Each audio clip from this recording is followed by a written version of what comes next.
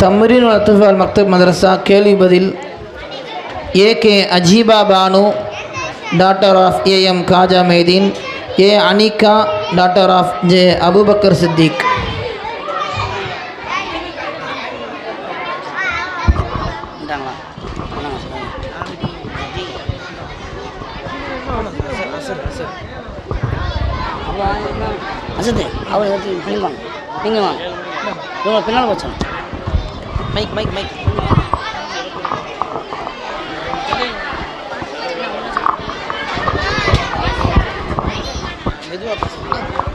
अस्सलामुअलैकुम வரஹ்மத்துல்லாஹி வபரகாத்துஹு.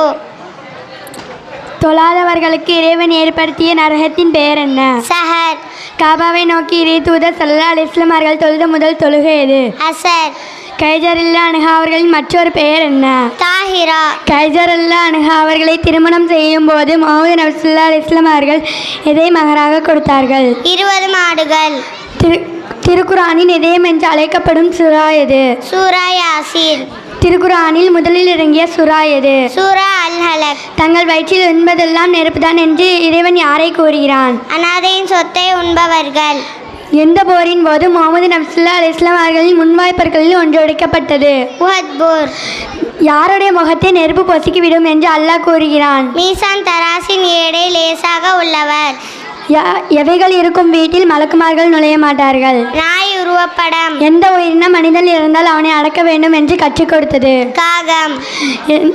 உலக அழிவுக்கு முன் யார் சிலுவையை உடைப்பார்கள்? ஈசா அலைஹிஸ்ஸலாம் அவர்கள். திருக்குரானில் உள்ள முதல் சூரா எது? சூரத்துல் ஃபாத்திஹா. திக்ரின் சிறந்தது எது? லா இலாஹ இல்லல்லாஹ். திருக்குரானில் உள்ள மொத்த சுறாக்கள் எத்தனை? 114. முஹர்ரம் 10ஆம் நாளின் பெயர் என்ன? ஆஷிரா. அஸ்ஸலாமு அலைக்கும் வரஹ்மத்துல்லாஹி வபரகாத்துஹு. மாஷா அல்லாஹ். வலைக்கும் சலாம் வரஹ்மத்துல்லாஹி வபரகாத்துஹு. VM முஹம்மது ஃபஹீம் சன்னாப் மைதீன் பாதுஷா. SM முஹம்மது ரிஹான் சன்னாப் முஹம்மது ரஃபீஉத்தீன்.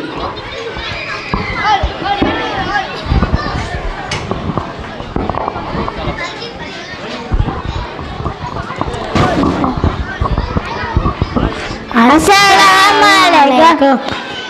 எனக்கு கொடுக்க ஒரு தலைப்பு கேள்விப்பது. இஸ்லாமில் என்ன? மக்காவில் உள்ள மஸ்ஜிதுல் ஹராமில் இருந்து பாலஸ்தீனிற்கும் மஸ்ஜிதுல் அக்ஸா வரை சென்ற ஈராக் பயணத்திற்கு இசால் என்று சொல்லப்படும். மிராஜ் என்றால் என்ன? அலைஹிஸ்ஸலாம் பைத்துல் கத்திலிருந்து 7 வான்களும் கடந்து அல்லாஹ்வை காண்பதற்காக சென்ற பயணத்திற்கு மிராஜ் என்று சொல்லப்படும். நூபுவத்தின் 11ஆம் வருடம் ரஜப் மாதம் 7ஆம் நாள் திங்கட்கிழமை இரவு என்ன செய்தார்கள்? எல்லா நபிமார்களும் இமாமாக நின்று தொழுகை நடத்தினார்கள். இசாவிடத்தில் நசத்தை என்னவான சென்றார்கள்? புராக். 7 வானையில் நாசத்தை கண்ண எந்தெந்த நபிமாரை சந்தித்தார்கள்? முதல் வானத்தில் ஆதம் அலைஹிஸ்ஸலாம் அவர்கள், 2ஆம் வானத்தில் ஈசா அலைஹிஸ்ஸலாம் அவர்கள் மற்றும் யஹ்யா அலைஹிஸ்ஸலாம் அவர்கள், 3ஆம் வானத்தில் யூசுப் நபி அலைஹிஸ்ஸலாம் அவர்கள், 4ஆம் வானத்தில் இத்ரீஸ் அலைஹிஸ்ஸலாம் அவர்கள், 5ஆம் வானத்தில் ஆதம் அலைஹிஸ்ஸலாம் அவர்கள், 6ஆம் வானத்தில் மூசா அலைஹிஸ்ஸலாம் அவர்கள், 7ஆம் வானத்தில் இப்ராஹிம் அலைஹிஸ்ஸலாம் அவர்கள். 7ஆம் வானத்தில் நசசம் கண்ட ஆலயம் எது? பைத்துல் மமூர். அல்லாஹ்வை எப்படி பார்த்தார்கள்? புறங்கங்களால் பார்த்தார்கள். அல்லாஹ் என்ன கடமையினான்? 50 நேரம் தொழுகை. யாரோட தொழுகை? 5 நேரம் சொல்லப்பட்டது.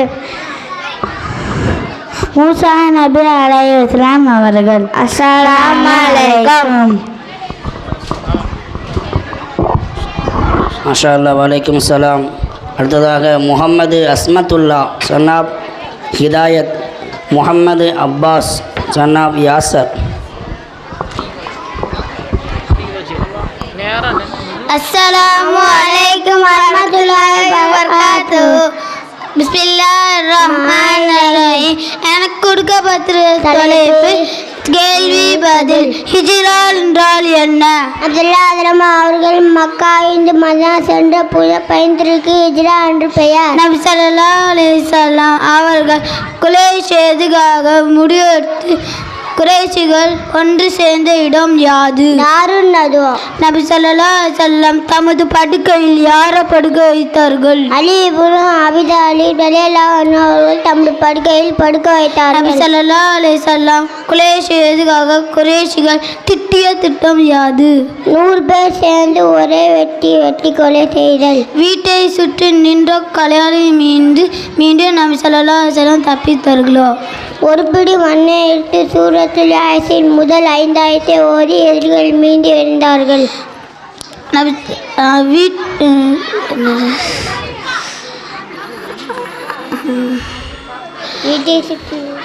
ஹிஜ்ரத் சென்ற பயணத்தின் போது நபி ஸல்லல்லாஹு அலைஹி வஸல்லம் அவர்கள் உடல் சென்றது யாது? அபூபக்கர் சித்திக் ரலியல்லாஹு அன்ஹு அவர்கள்.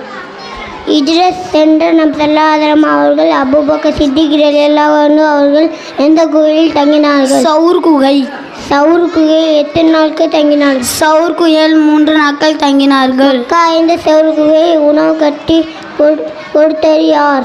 அஸ்மா ரலியல்லாஹு அன்ஹா அவர்கள். தனது இடுப்பு பெட்டையாய் இருந்த கீழ் நபி ஸல்லல்லாஹு அலைஹி வஸல்லம் அவர்களுக்கு உணவு கட்டி கொடுத்தல அஸ்மா ரவி அவர்கள் எந்த பெயரால் அறியப்படுகிறார்கள்? தாதுன் நிதாகைன். 100 ஒட்டகம் கிடைக்கும் என்ற ஆசையில் நபி ஸல்லல்லாஹு அலைஹி வஸல்லம் அவர்கள் பிடிப்பதற்காக குதிரையில் துரத்தி சென்றது யார்? சுராக்கா.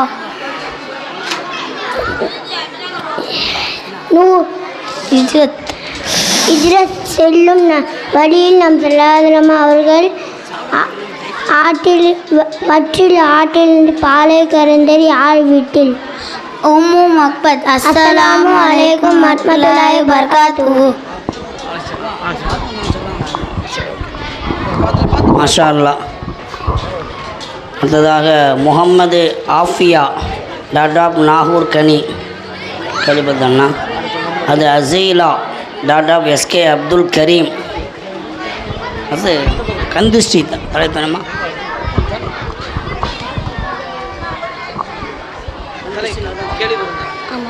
இல்லை உரையாடல். அஸ்ஸலாமு அலைக்கும். அஸ்ஸலாமு அலைக்கும் வரஹ்மத்துல்லாஹி வபரகாத்துஹு. எங்களுக்கு கொடுக்கப்பட்டுள்ள தலைப்பு கன்சிஸ்டி. அஸ்ஸலாமு அலைக்கும் அசீலா. வலைக்கும் சலாம் ஆஃபியா. என்ன அசீலா, நேற்று நல்ல சாப்பாடு போல தெரியுது. ஆமாம், நேற்று ஒரு பார்ட்டி போயிருந்தேன். Parotta, beef, chicken 65, omelette, juice வெளுத்து வாங்கிட்ட போல தெரியுது. உனக்கு எப்படி தெரியும்? நான் தான் பார்த்தேன், அக்கம் பக்கம் பார்க்காமல் அடிச்சு நொறுக்கிட்டியே. அடப்பாவி, நான் சாப்பிட்டதை நீ தான் கண்டு போட்டிய. உன்னால எனக்கு வயிறு வலியே வந்துட்டது. என்னாலயா வந்ததா? வேற நான் சாப்பிட்டதை கண்டு போட்டா எனக்கு வயிறு வலிக்கதானே செய்யும். காரம் சாப்பிட்டால் வயிறு வலிக்கும், கண் போட்டாலுமா வயிறு வலிக்கும்? ஆமா, நபி ஸல்லல்லாஹு அலைஹி வஸல்லம் அவர்கள் சொன்னார்கள், கண்ணீரே ஏற்படுவது உண்மையே என்று சொன்னார்கள். அப்புறம் கன்சிஸ்டி உண்மையா? ஆமா. கன்சிஸ்டி போக வழி இல்லையா? இதுக்கு கன்சிஸ்டி போக ஓதி பார்க்க சொன்னார்கள். கன்சிஸ்டி வந்தால் ஓதி பார்க்கலாமா? தாராளமாக ஓதி பார்க்கலாம். என்ன ஆதாரம்? திருமதியில் வரக்கூடிய ஹதீஸ் கண்ணேறி ஏற்படுவது உண்மையே என்று சொன்னார்கள். கன்சிஸ்டிக்கு என்ன ஓதி பார்க்க வேண்டும்? சூரத்துல் ஃபலக், சூரத்துன் நஸ், இந்த 2 சூறாவை ஓதி பார்க்க சொன்னார்கள். இந்த 2 சூறாவை கொண்டு ஓதி பார்த்தால் கன்சிஸ்டி போயிடுமா? இன்ஷா அல்லாஹ் கண்டிப்பாக போகும். கன்சிஸ்டியை பற்றி ஆதாரம் எந்த கிதாபில் இருக்கு? முஸ்லிம், திருமதி, இப்னு மாஜா, அஹ்மத் நஸை போன்ற கிதாபுகளில் வருகிறது. சரி, நான் உண்மையிலே கண் போட்டேன். இதற்கு என்ன செய்ய போறேன்? நான் ஓதி பார்க்கிறேன். சரி நண்பா, தெரியாம நான் கண் போட்டேன், என்னை மன்னிச்சுக்கோ. ஓகே, யாராவது நல்லா இருந்தா அவர்கள் பார்த்து உனக்கு ஆச்சரியமான இருந்தா மாஷா அல்லாஹ் என்று சொல். மாஷா அல்லாஹ். இப்ப நீ எதற்கு மாஷா அல்லாஹ் என்று சொல்ற? எவ்வளவு அழகா கன்சிஸ்டிக்கு விளக்கம் கொடுத்த, அதனால் மாஷா அல்லாஹ் என்று சொன்னேன். சரிதானே? சரிதான். ஆச்சரியமான விஷயத்தை பார்த்தாலோ கேள்விப்பட்டாலோ மாஷா அல்லாஹ் என்று சொல்லுங்கள். இறைவன் உங்களுக்கு கொள்ளை கொடுப்பான். அஸ்ஸலாமு அலைக்கும். மாஷா அல்லாஹ், லா குவத்த இல்லா பில்லாஹ். வலைக்கும் சலாம். அடுத்ததாக தமிழ் அத்ஃபால் மக்தப் அரை மதரசா உரையாடல். நுஸ்ரத் டாடா ஏஎம் காஜா மைதீன் ஏ அம்னா அஸ்கர் அலி. தலைப்பு துவா.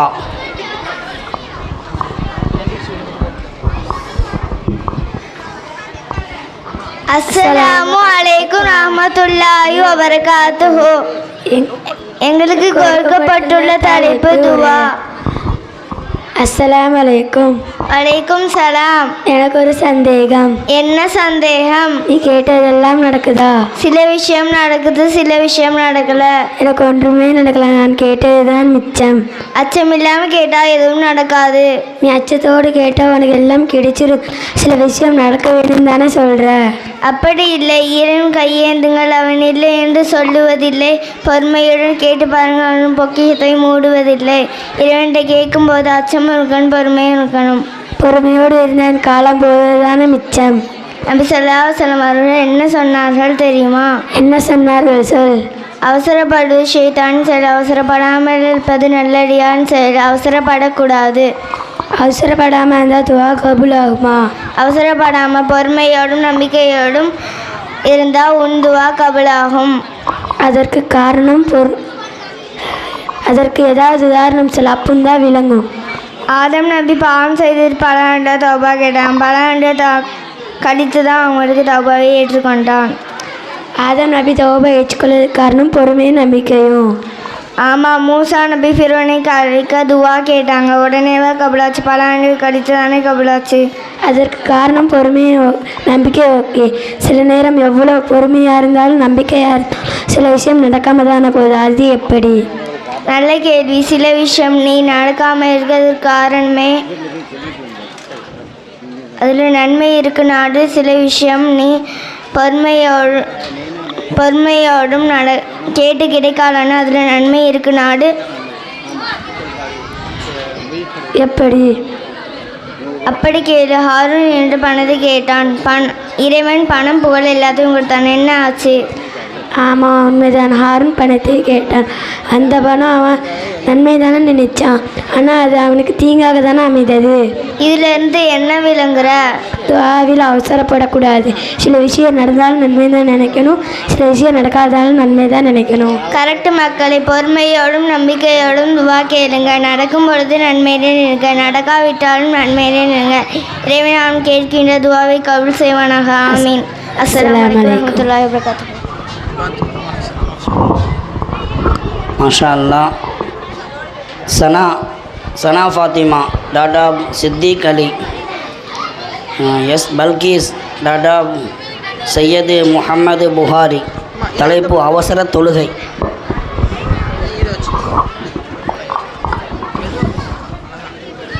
அஸ்ஸலாமு அலைக்கும் வரஹ்மத்துல்லாஹி வபரகாத்துஹு. எங்களுக்கு இங்கே கொடுக்கப்பட்டுள்ள தலைப்பு அவசர தொழுகை. அஸ்ஸலாமு அலைக்கும் வரஹ்மத்துல்லாஹி வபரகாத்துஹு. வலைக்கும் ஸலாம் வரஹ்மத்துல்லாஹி வபரகாத்துஹு. தோழி, நேற்று நீ தொழுததை பார்த்தேன். நான் தொழுததை அல்லாஹ் தான் பார்க்கிறேன். நீ ஏன் பார்க்கிறாய்? அது இல்லை, நீ தொழுதக்கூடிய முறையை பார்த்தேன். நான் வித்தியாசமாக தொழுகிறேனா? ஆமா, வித்தியாசமா தொழுகிறேன். சரிதானே, நான் தொழுகின்றேன், நியத்து வைக்கின்றேன், தக்பீர் கட்டுகிறேன், வஜது ஓதி, ஃபாத்தியா ஓதி, துணை சுறா ஓதுகிறேன், ருஹு போறேன், சஜிதா போறேன், அத்தியாத் ஓதி முடிக்கின்றேன். சரிதானே?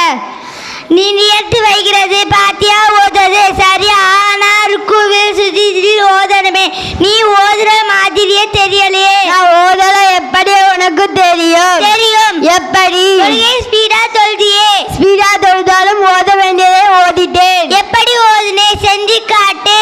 போய் செய்து காட்டவும். இப்படி ஓதக்கூடாது, செய்யக்கூடாது. வேறு எப்படி ஓதணும்? தொழணும். தொழுகைக்கு நிம்மதி வேணும், நிறுத்திதானமாக ஓதணும். எப்படி? செய்து காட்டு. ருக்குவை நிறுத்திதானமாக செய்து காட்டு. சில பேர் 3 நிமிடத்திலே 4 ரக்காத் தொழுறாங்களே. அப்படி செய்யக்கூடாது. மேல் நிறுத்தி நிதானமாக தொழுகின்றேன். சில பேர் தொழுகையில் எதுவும் ஓதாமலே நிற்கிறாங்களே. எப்படி? செய்து காட்டு. அவ்வளோதான்பா. இதே மாதிரியான தொழுகைக்கு பேர் அலட்சியம் தொழுகை. இதுவும் கூடாது. அப்படியா? ஆமா, குர்ஆனில் வருகிறது, கேடுதான் தொழுகை அலட்சியமாக இருக்கிறார்கள் அவர்களுக்கு என்று குர்ஆன் சொல்கிறது. நல்ல தொழுகை எது? ஹதீஸில் வருகிறது, நீங்கள் இறைவனை பார்ப்பது போன்று வணங்க வேண்டும், இல்லை என்றால் இறைவன் உங்களை பார்க்கிறார் என்று வணங்க வேண்டும். நல்லது தோழி, இனிமேல் நான் நிறுத்தி நிதானமாக தொழுகின்றேன். இறைவன் நம்மை பார்த்து கொண்டே இருக்கின்றான் என்பது போல் தொழ வேண்டும். மக்களே, தொழுகை அல்லாஹ்வுக்காக தொழும்போது அதில் அலட்சியம் காட்டக்கூடாது. இறையச்சத்தோடு நிறுத்தி நிதானமாக தொழ வேண்டும். அஸ்ஸலாமு அலைக்கும் வரஹ்மத்துல்லாஹி வலைக்கம் சலாம் வரமத்துல்லாஹி. மாஷா அல்லா.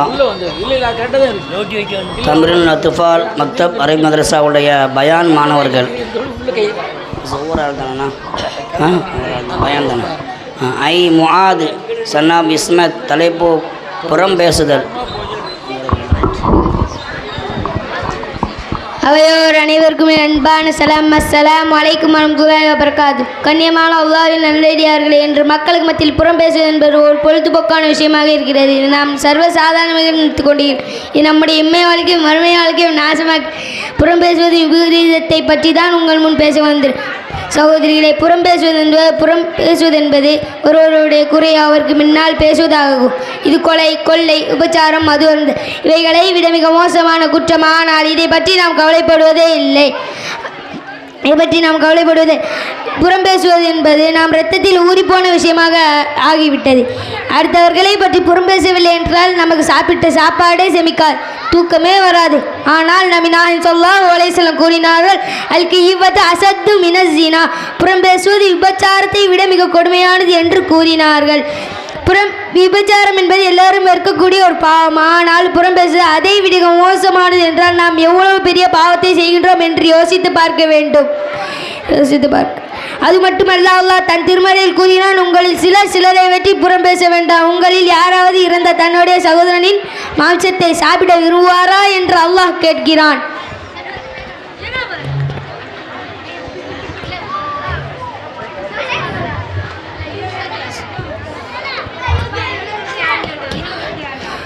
அன்பானவர்களே, புறம் பேசுவது என்பது இறந்த தன்னுடைய சகோதரனின் மாமிச இறைச்சியை சாப்பிடுவதற்கு சமம்.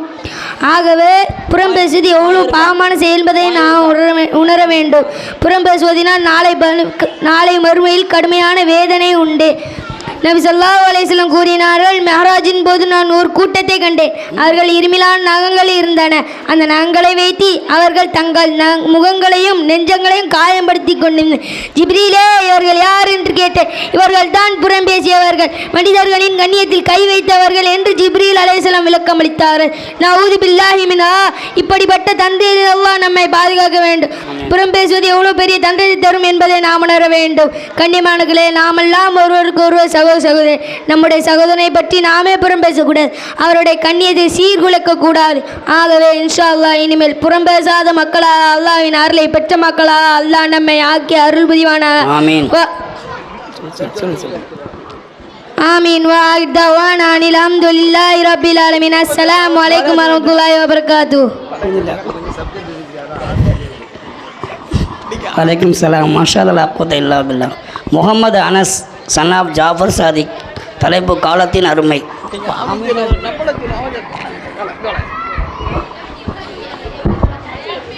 அஸ்ஸலாமு அலைக்கும் வரஹ்மத்துல்லாஹி வபரகாத்துஹு. எனக்கு கொடுக்கப்பட்டுள்ள தலைப்பு காலத்தின் அருமை. ஒரு ஆண்டின் அருமை பரீட்சையில் ஃபெயிலான மாணவர்களுக்கு தான் தெரியும். ஒரு மாதத்தின் அருமை குறை பேசாமத்தில் பிள்ளை பெற்ற குணவதிக்கு தான் தெரியும். ஒரு வாரத்தின் அருமை பத்திரிகை ஆசிரியருக்குத்தான் தெரியும். ஒரு நாளின் அருமை ஒரு நாள் முன்னதாக பதவியில் சேர்த்து பதவி உயர்வு பெறாதவருக்குத்தான் தெரியும். ஒரு மணி நேரத்தின் அருமை பரீட்சை எழுதும் மாணவர்களுக்கு மருத்துவமனையில் அறுவை சிகிச்சை செய்யும் மருத்துவருக்கும் தெரியும். ஒரு நிமிடத்தின் அருமை ரயிலை கோட்டை விட்டோருக்கு தெரியும். ஒரு வினாடியின் அருமை விபத்தில் இறந்து போனவருக்கு தெரியும். ஒரு மைக்ரோ செகண்டின் அருமை ஒலிம்பிக்கில் ஓடும் வீரனுக்கே தெரியும்.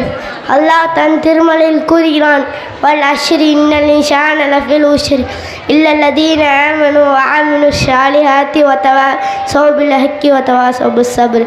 காலத்தின் மீது சத்தியமாக நிச்சயமாக மனிதன் நஷ்டத்தில் இருக்கிறான். எனினும் ஈமான் கொண்டு நல்ல அமல்கள் செய்து சத்தியத்தை கொண்டு ஒருவருக்கு உபதேசம் செய்து மேலும் பெருமை கொள்கிறார்களே, அவர்களை தவிர அன்பானவர்களே, காலத்தின் நன்மையை தெரிந்து கொள்ளுங்கள், காலத்தின் நன்மையை உணர்த்தி வாழுங்கள். நிச்சயமாக நமக்கு வெற்றி கிடைக்கும். வாஹித் தவான அனில் ஹம்துலில்லாஹி ரப்பில் ஆலமீன். அஸ்ஸலாமு அலைக்கும் வரஹ்மத்துல்லாஹி வபரகாத்துஹு. வலைக்கும் சலாம். மாஷா அல்லாஹ். அடுத்து எம்ஒய் மருவான் சன்னாப் யூசுப் அலி. தலைப்பு பொறுமை. அனைவருக்கும் என்னுடைய உள்ளம் கனிந்த சலாம். அஸ்ஸலாமு அலைக்கும் வரஹ்மத்துல்லாஹி வபரகாத்து. பெரியோர்களே, என் போன்ற மாணவ மாணிகளே, பெருமை என்பது இறைவனின் மேலாடை. அந்த மேலாடை எவனாவது பிடிங்கினால் இறைவன் கோபப்பட்டு விடுவான். இன்று பலர் தன்னிடத்தில் எல்லாம் இருக்கிறது என்ற தைரியத்தில் பெருமையை அடித்துக் கொண்டாடுகிறார்கள். பெருமையை வைத்து பெருமை அடிக்கிறார்கள், பணத்தை வைத்து பெருமை அடிக்கிறார்கள், குலத்தை வைத்து பெருமை அடிக்கிறார்கள், கல்வியை வைத்து பெருமை அடிக்கிறார்கள், பதவியை வைத்து பெருமை அடிக்கிறார்கள், ஆடையை அணிந்து பெருமை அடைகிறார்கள். இறைவன் குர்ஆனில் கூறும் பொழுது இன்னல்லாஹ லா யுஹிப்பு மன் கான முஹ்தாலன் ஃபஹூரா, நிச்சயமா அல்லாஹ் கர்வம் கொண்டவனாக பெருமையாளராக இருப்பவரை நேசிக்க மாட்டான் என்று சொல்கிறான்.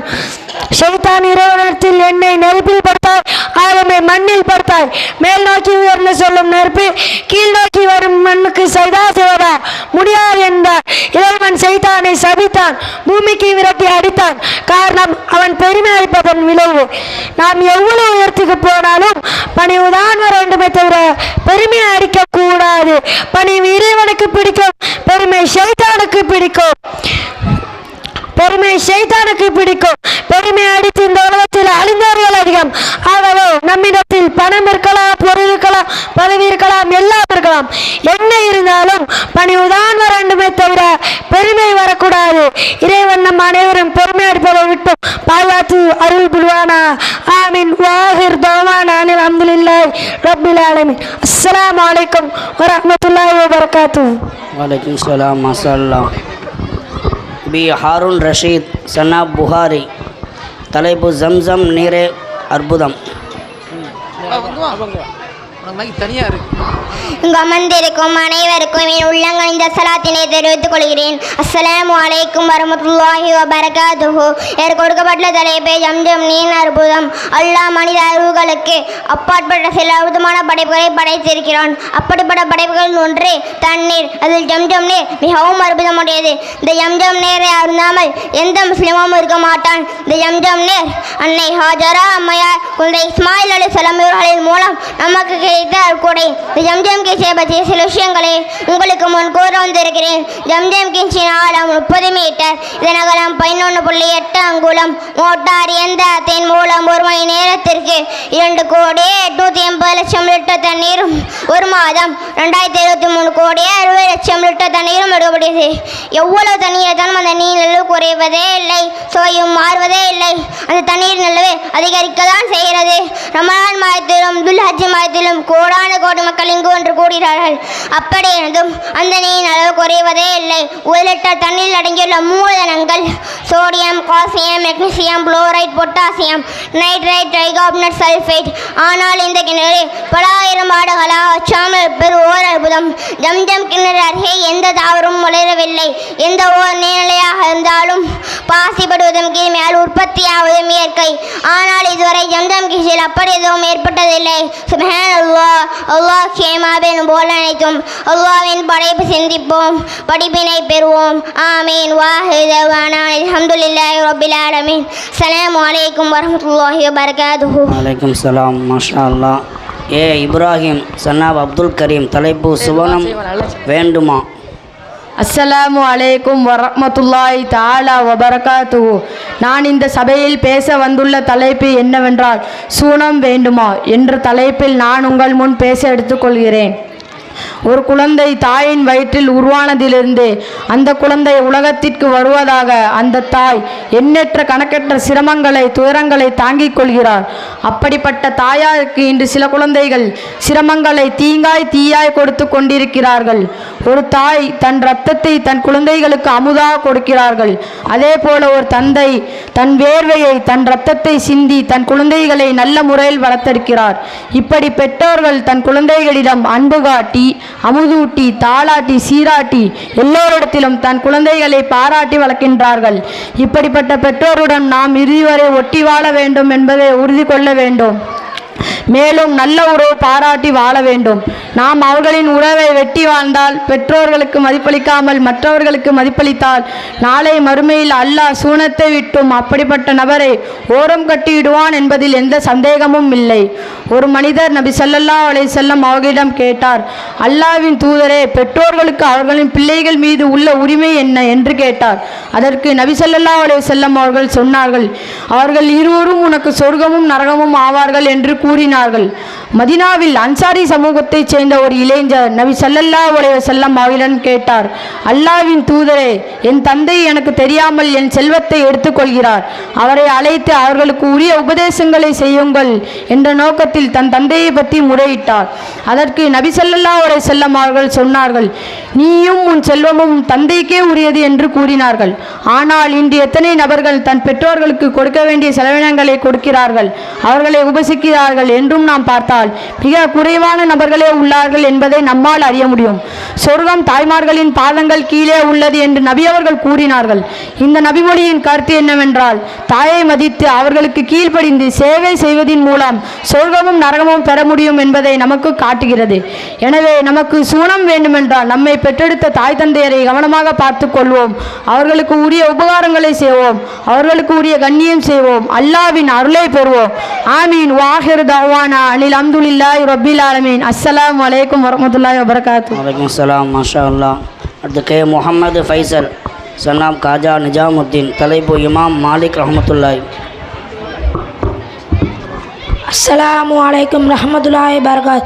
எனக்கு கொடுக்கப்பட்டுள்ள தலைப்பு இமாம் மாலிக் ரஹ்மத்துல்லாஹி. இமாம் மாலிக் இப்னு அனஸ் ரஹ்மத்துல்லாஹி அவர்கள் ஹிஜ்ரி 95ஆம் ஆண்டில் மதீனாவில் பிறந்தார்கள்.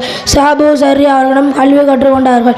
இமாம் மாலிக் அவர்கள் 25 வயதிலே மார்க்க தீர்ப்பு வழங்கும் அளவுக்கு அறிவை வளர்த்தார்கள். இமாம் மாலிக் அவர்கள் மதீனாவில் ஒரு மதரசா நடத்தினார்கள். அங்கு பல இடத்திலிருந்து பல மாணவர்கள் வந்து ஓதினார்கள். இமாம் மாலிக் அவர்கள் மொத்த என்ற ஒரு அஜீஸ் நூலை எழுதினார். அஜீஸ் பாடம் நடக்கும்போது யாரும் சத்தத்தை உயர்த்தி பேசக்கூடாது என்று கலிபா மன்சூரை கண்டித்தார்கள். இமாம் மாலிக் ரஹ்மத்துல்லாஹி அவர்கள் மன்னர் ஹாரூன் ரஷீத் அவர்கள் அறிவை அடைய விரும்புவார், அறிவை தேடி செல்ல வேண்டுமே தவிர அறிவை தேடி வேண்டாம்னு சொன்னார். இமாம் மாலிக் அவர்கள் நபியின் மீது அதிகம் பிரியம் கொண்டார்கள். இமாம் மாலிக் அவர்கள் ஹஜ்ஜி செய்வதற்காக மட்டுமே மக்கா செல்வார்கள்.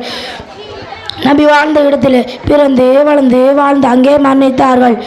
இமாம் மாலிக் ரஹ்மத்துல்லாஹி அவர்கள் ஹிஜ்ரி 179ஆம் ஆண்டில் ரபியுல் அவ்வல் மாதம் 14ஆம் நாள் மதீனாவில் வஃபாதாயி ஜன்னத்துல் பகலில் அடக்கம் செய்யப்பட்டார். அஸ்ஸலாமு அலைக்கும் வரஹ்மத்துல்லாஹி.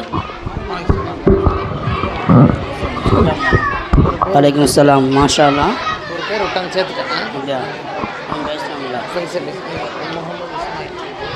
முஹம்மது இஸ்மாயில் சன்னாப் மைதீன் சாவுல் ஹமீத் பாதுஷா. இப்ராஹிம் இப்னு ஹதம் ரஹ்மத்துல்லாஹி அவர்கள். அஸ்ஸலாமு அலைக்கும் வரஹ்மத்துல்லாஹி வபரகாத்துஹு. கொடுக்கப்பட்டுள்ள தலைப்பு இப்ராஹிம் இப்னு அத்ஹம் ரஹ்மத்துல்லாஹி அவர்களின் உபதேசம். ஒரு முறை இப்ராஹிம் இப்னு அத்ஹம் ரஹ்மத்துல்லாஹி அவர்கள் காபாவில் ஒரு மனிதரை பார்த்து, நீ 6 கட்டளைகளை தாண்டாதவரை நல்லவரின் தராதரத்தை அடைய மாட்டார் என்று கூறினார்கள். இனி சுகங்களின் வாசல்களை நீர் அடைந்துவிட்டு கடினவாளின் வாசலை திறந்து கொள்ள வேண்டும். ஆணவத்தின் வாசலை அடைத்துவிட்டு பணிவின் வாசலை திறந்து கொள்ள வேண்டும். சோம்பல் என்ற வாசலை அடைத்துவிட்டு உழைப்பு என்ற வாசலை திறந்து கொள்ள வேண்டும். உறக்கம் என்ற வாசலை அடைத்துவிட்டு விழிப்பு என்ற வாசலை திறந்து கொள்ள வேண்டும். வளம் என்ற வாசலை அடைத்துவிட்டு வறுமை என்ற வாசலை திறந்து கொள்ள வேண்டும். உலகம் என்ற வாசலை அடைந்துவிட்டு மறுமைக்கான ஆயத்தம் வாசலை திறந்து கொள்ள வேண்டும். எனவே நாம் நல்லோரின் தராதரத்தை அடைய முயற்சிப்போம், நல்லடியார்களாக மாறுவோம். ஆமீன். வாஹிர் தவானா அல்ஹம்துலில்லாஹி ரப்பில் ஆலமீன். அஸ்ஸலாமு அலைக்கும் வரஹ்மத்துல்லாஹி வபரகாத்துஹு. வலைக்கும் சலாம். மாஷா அல்லாஹ். ஏ முஹம்மது அயாஸ் சனாப் அபுல் காசிம். தலைப்பு நபிகள் நாயகம் பற்றிய ஒரு கவிதை. அஸ்ஸலாமு அலைக்கும் வரஹ்மத்துல்லாஹி வபரகாத்துஹு. நபியை பற்றி ஒரு கவிதை. மக்கா மாநகரில் எத்தனை ரோஜாக்கள் பூத்தாலும் முஹம்மது என்னும் ராஜ ரோஜாவுக்கு நிகராக ஒரு மலரும் இதுவரை பூத்ததில்லை.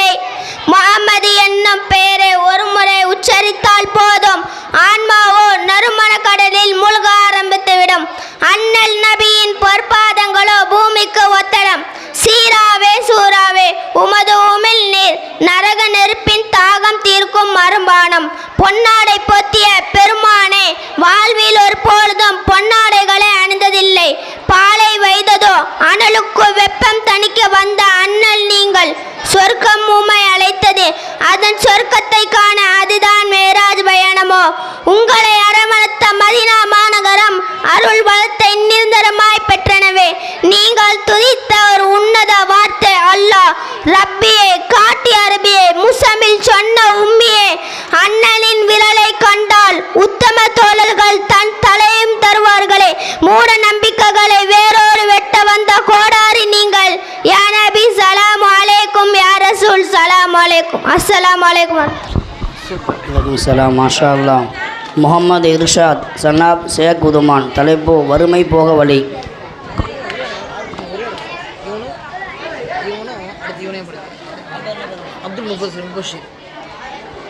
என் அப்துல் முபஷிர் சன்னாப் மீனா முஹம்மத்.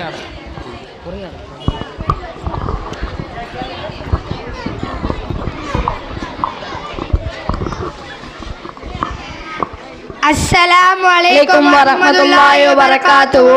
நான் இங்கு பேச வந்திருக்கும் தலைப்பு வறுமை போக வழி. அஸ்ஸலாமு அலைக்கும். வலைக்கும் சலாம். நல்லா இருக்கியா? அல்ஹம்துலில்லாஹ் நல்லா இருக்கேன். நீ எப்படி இருக்க? உன்னை விட நல்லா இல்ல, கொஞ்சம் சுமார் தான். நான் அதை கேட்கல. உன் வாழ்க்கை எப்படி இருக்கு? என் வாழ்க்கை வசந்தமே இல்ல, வறுமையா இருக்கு. எருமை என்னைக்காவது கேட்கும்போது நல்லா இருக்குன்னு சொல்லியிருக்கியா? பெருமையா வருகிற உனக்கு இந்த வறுமையின் வழி தெரியா இருப்பா? வறுமையின் வழியும் எனக்கு தெரியும், வழி போக வழியும் எனக்கு தெரியும். வறுமையின் வழி நீங்க என்ன வழி இருக்குது சொன்னா செய்வியா? செய்யத்தானே கேட்கிறேன், சொல்லு. ரொம்ப பில்டப் கொடுக்காத. நானும் ஆரம்பத்தில் உன்ன மாதிரி ரொம்ப கஷ்டப்பட்டேன். நீ என்ன மாதிரி கஷ்டப்பட்டியா? உன்னை விட மோசமா கஷ்டப்பட்டேன். தொழிலில் நஷ்டமும் பட்டேன். கஷ்டமும் நஷ்டமும் எப்படிப்பா போச்சு? இஷ்டம்னா கேளு. குர்ஆன் சொல்ற ஹதீஸ் சொல்ற இஷ்டத்தை கையில் எடுத்தேன்.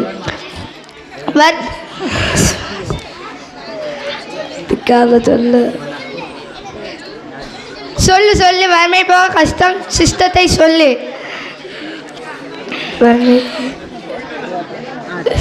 இஷ்டம்னா கேளு.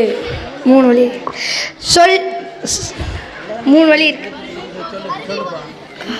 3 வழி இருக்குன்னு சொல்லு. 3 வழி இருக்கு.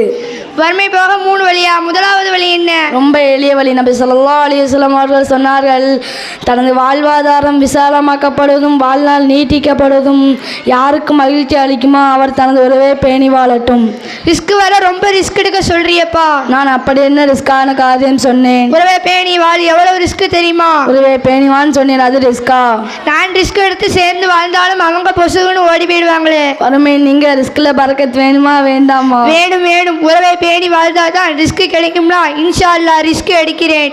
இரண்டாவது வழி என்ன? நபி ஸல்லல்லாஹு அலைஹி வஸல்லம் அவர்கள் சொன்னார்கள், தொழுகையின் ஒரு பகுதி உங்கள் வீட்டில் தொழுங்கள், அது உங்களுக்கு ஹைராக இருக்கும் என்று சொன்னார்கள். இது ரொம்ப ஈஸியான வழியா இருக்க. எப்படி வீட்டில் தொழணும்? ஆண்கள் சுன்னத்தான தொழுகையும் பெண்கள் ஃபர்லி என்று எல்லா தொழுகையும் அவர்கள் வீட்டில் தொழுது கொண்டிருக்கும் காலமெல்லாம் வீட்டில் பரக்கத் இருக்கும். ஓகே, ஆக தொழுகையின் ஒரு பகுதி வீட்டில் தொழுதலாம். சரி, மூன்றாவது வழி என்ன? தினமும் மகரிபுக்கு பிறகு வாக்கியா சூரா ஓது, வறுமை நீங்கும். வாக்கியா ஓதுனா வறுமை நீங்குமா? ஆமா, நபி ஸல்லல்லாஹு அலைஹி வஸல்லம் என்ன சொன்னாங்க? தினமும் மகரிபுக்கு பிறகு வாக்கியா சூரா ஓது, வறுமையே வராதுன்னு சொன்னாங்க. ஓகே, இன்ஷா அல்லாஹ் தினமும் மக்ரிப் தொழுகைக்கு பிறகு வாக்கியா சூரா ஓதுகிறேன். வறுமையின் வழி போக இப்ப வழி தெரிஞ்சிட்டா? தெரிஞ்சிட்டு எங்க சொல்லு பாப்போம். உறவை பேணி வாழ்வது, தொழுகையின் ஒரு பகுதி வீட்டில் தொழுவது, மக்ரிப் தொழுகைக்கு பிறகு வாக்கியா சூரா ஓதுவது. சூப்பர், கரெக்டா சொல்லிட்ட. கரெக்டா செய்வியா?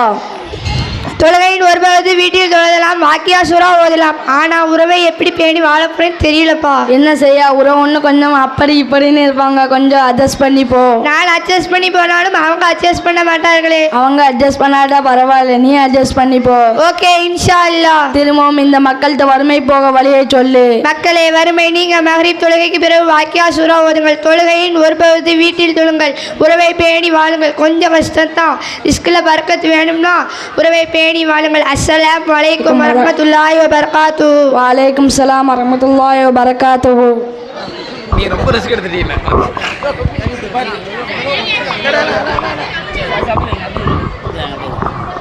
மாஷா அல்லாஹ். அடுத்து கேள்வி பதில்.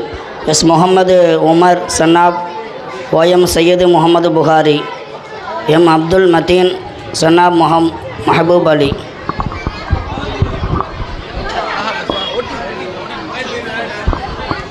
அஸ்ஸலாமு அலைக்கும் வரஹ்மத்துல்லாஹி வபரகாத்துஹு. எங்களுக்கு கொடுக்கப்பட்டுள்ள தலைப்பு மறுமை நாளை பற்றியும் குர்ஆனை பற்றியும் கேள்வி பதில். அன்றைய மறுமை நாள் எப்படி இருக்கும் என்று குர்ஆன் கூறுகின்றது. அந்த நாளில் பாலூட்டி கொண்டிருக்கும் ஒவ்வொரு தாயும் தான் ஊட்டும் குழந்தையை மறந்து விடுவதையும் ஒவ்வொரு கர்ப்பிணி பெண்ணும் கருவும் ஒவ்வொரு கற்பனை கண்ணும் கருவும் சிரிந்து விடுவதையும் நீங்கள் காண்பீர்கள். அந்த நாளை கண்டு திடுக்கிட்டு மதி இழந்து விடுவார்கள். 22வது சூரா 7வது வசனத்தில் அந்த நாளில் என்ன நடக்கும் என்கிறான். அந்த நாளில் கபர்களில் புதைந்து கிடப்பவர்களை நிச்சயமாக அல்லாஹ் உயிர் கொடுத்து எழுப்புவான் என்கிறான். அந்த நாளில் வேறு என்ன நடக்கும் என்கிறான். வானம் வெடிக்கும், நட்சத்திரங்கள் சிதறும், கடல்கள் பிளக்கும். அந்த நாளில் எது பலனளிக்காது என்கிறான். அந்த நாளில் யாதொரு ஆத்மாவும் மற்றொரு ஆத்மாவுக்கு யாதொரு பயனும் அளிக்க சக்தி பெறாது என்கிறான். அந்த நாளில் யாருக்கு இலகுவான கேள்வி கேட்கப்படும். அந்த நாளில் எவனுடைய வலது கையில் அவனுடைய பட்டோலை கொடுக்கப்படுகின்றதோ அவனுக்கு இலகுவான கேள்வி கேட்கப்படும். அவன் சந்தோஷப்பட்டவனாக சுவனத்திற்கு தன் குடும்பத்திடம் திரும்புவான். அந்த நாளில் யாருக்கு கேடு என்று குர்ஆன் கூறுகின்றது. எவனுடைய செயலேடு அவனுடைய முதுபுறம் கொடுக்கப்பட்டதோ அவன் தனக்கு கேடுதான் என்று சத்தமிட்டு கொண்டே நரகத்தில் நுழைவான். பாவைகளின் படுவேறு எங்கும் இருக்கும் என்று குர்ஆன் கூறுகின்றது. நரகத்தின் சிறை கூடத்தில் இருக்கும் என்கிறான். இல்லியோன் என்றால் என்ன என்று குர்ஆன் கூறுகின்றது. இல்லியோன் என்பது நல்லவர்களின் பெயர் பதிவு செய்யப்பட்டிருக்கும் ஏடு என்கிறது. குர்ஆனில் இறைவன் எதற்காக ஆடையை படைத்தான் என்கிறான். உங்களுடைய மானத்தை மறைக்கவும் அலங்காரமாகவும் படைத்தேன் என்கிறான். ஆடையை எப்படி வர்ணிக்கிறான்? ஆடையை மனிதருக்கு அருளாக கொடுத்தான் என்கிறான். சிறந்த ஆடை எதுவென்று சொல்கிறான். இலட்சமுள்ள ஆடை சிறந்த ஆடை என்கிறான். ஷைத்தான் இறைவனிடத்தில் என்ன அவகாசம் கேட்டான்? இந்தவர்கள் எழுப்பும் நாள் வரை எனக்கு அவகாசம் அளி என்று கேட்டான். ஷைத்தான் கேட்ட அவகாசத்தை இறைவன் கொடுத்தானா? ஷைத்தானுக்கு கியாமத் நாள் வரை அவகாசம் கொடுத்தான். ஷைத்தான் இறைவனிடத்தில் என்ன சொன்னான்? நீ என்னை பங்கப்படுத்த ஆதமுடைய சங்கனையை உன்னுடைய நேரான வழியில் சொல்லாமல் தடை செய்வேன். வழிமரத்தில் உட்காருவேன். அவர்களுக்கு முன்னும் பின்னும் அவர்களும் வலது பக்கத்திலும் இடது பக்கத்திலும் அவர்களிடம் வந்து வழிகெடுத்தே கொண்டிருப்பேன். அதிகமான மக்களை உனக்கு நன்றி செலுத்தாத பாவியாக மாற்றுவேன். ஷைத்தானுக்கு இறைவன் என்ன பதில் சொன்னான்? நீ சபிக்கப்பட்டவனாக வீழ்த்தப்பட்டவனாக இருந்துட்டு வெளியேறி விடு. நிச்சயமாக உன்னையும் உன் கூட்டத்தையும் யார் பின்பற்றினார்களோ அவர்களையும் உங்கள் அனைவரையும் நரகத்துக்கு நிரப்புவேன் என்றான். நாம் யாரிடத்திலிருந்து பாதுகாப்பு கேட்க வேண்டும் என்று குர்ஆன் கூறுகின்றது?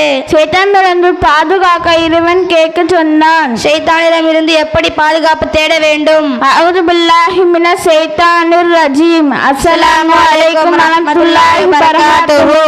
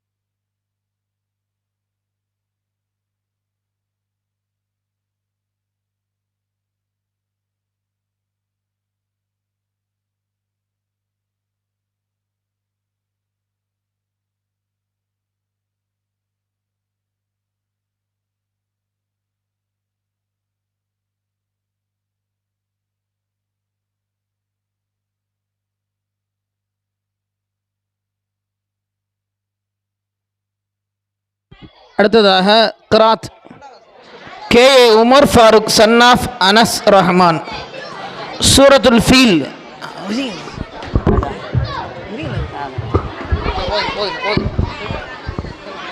அஸ்ஸலாமு அலைக்கும் ரஹ்மத்துல்லாஹி பரகாத்துஹு. அஊது பில்லாஹி மினஷ் ஷைத்தானிர் ரஜீம். பிஸ்மில்லாஹிர் ரஹ்மானிர் ரஹீம். அலம் தர கைஃப ஃபஅல ரப்புக பி அஸ்ஹாபில் ஃபீல்.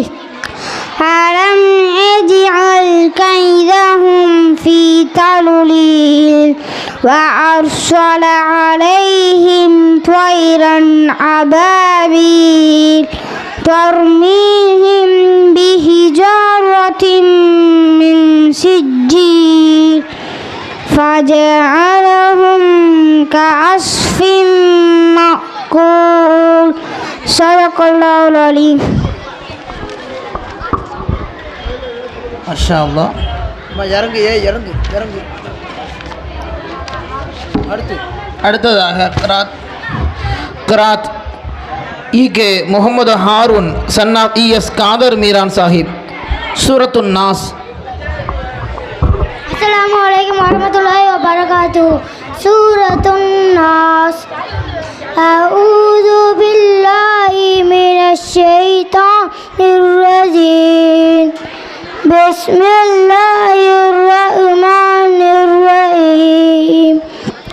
குல் அஊது பிரப்பின் நாஸ் மலிகின் நாஸ் இலாஹின் நாஸ் மின் ஷர்ரில் வஸ்வாசில் ஹன்னாஸ் الذي يوسوس في صدور الناس من الجنة والناس صدق الله العليم. السلام عليكم. மாஷா அல்லாஹ். அடுத்ததாக எஸ்எஸ் முகமது ஹம்தான் சன்னாஃப் ஷாகுல் ஹமீத் கிராத் சூரத்துல் ஃபலக்.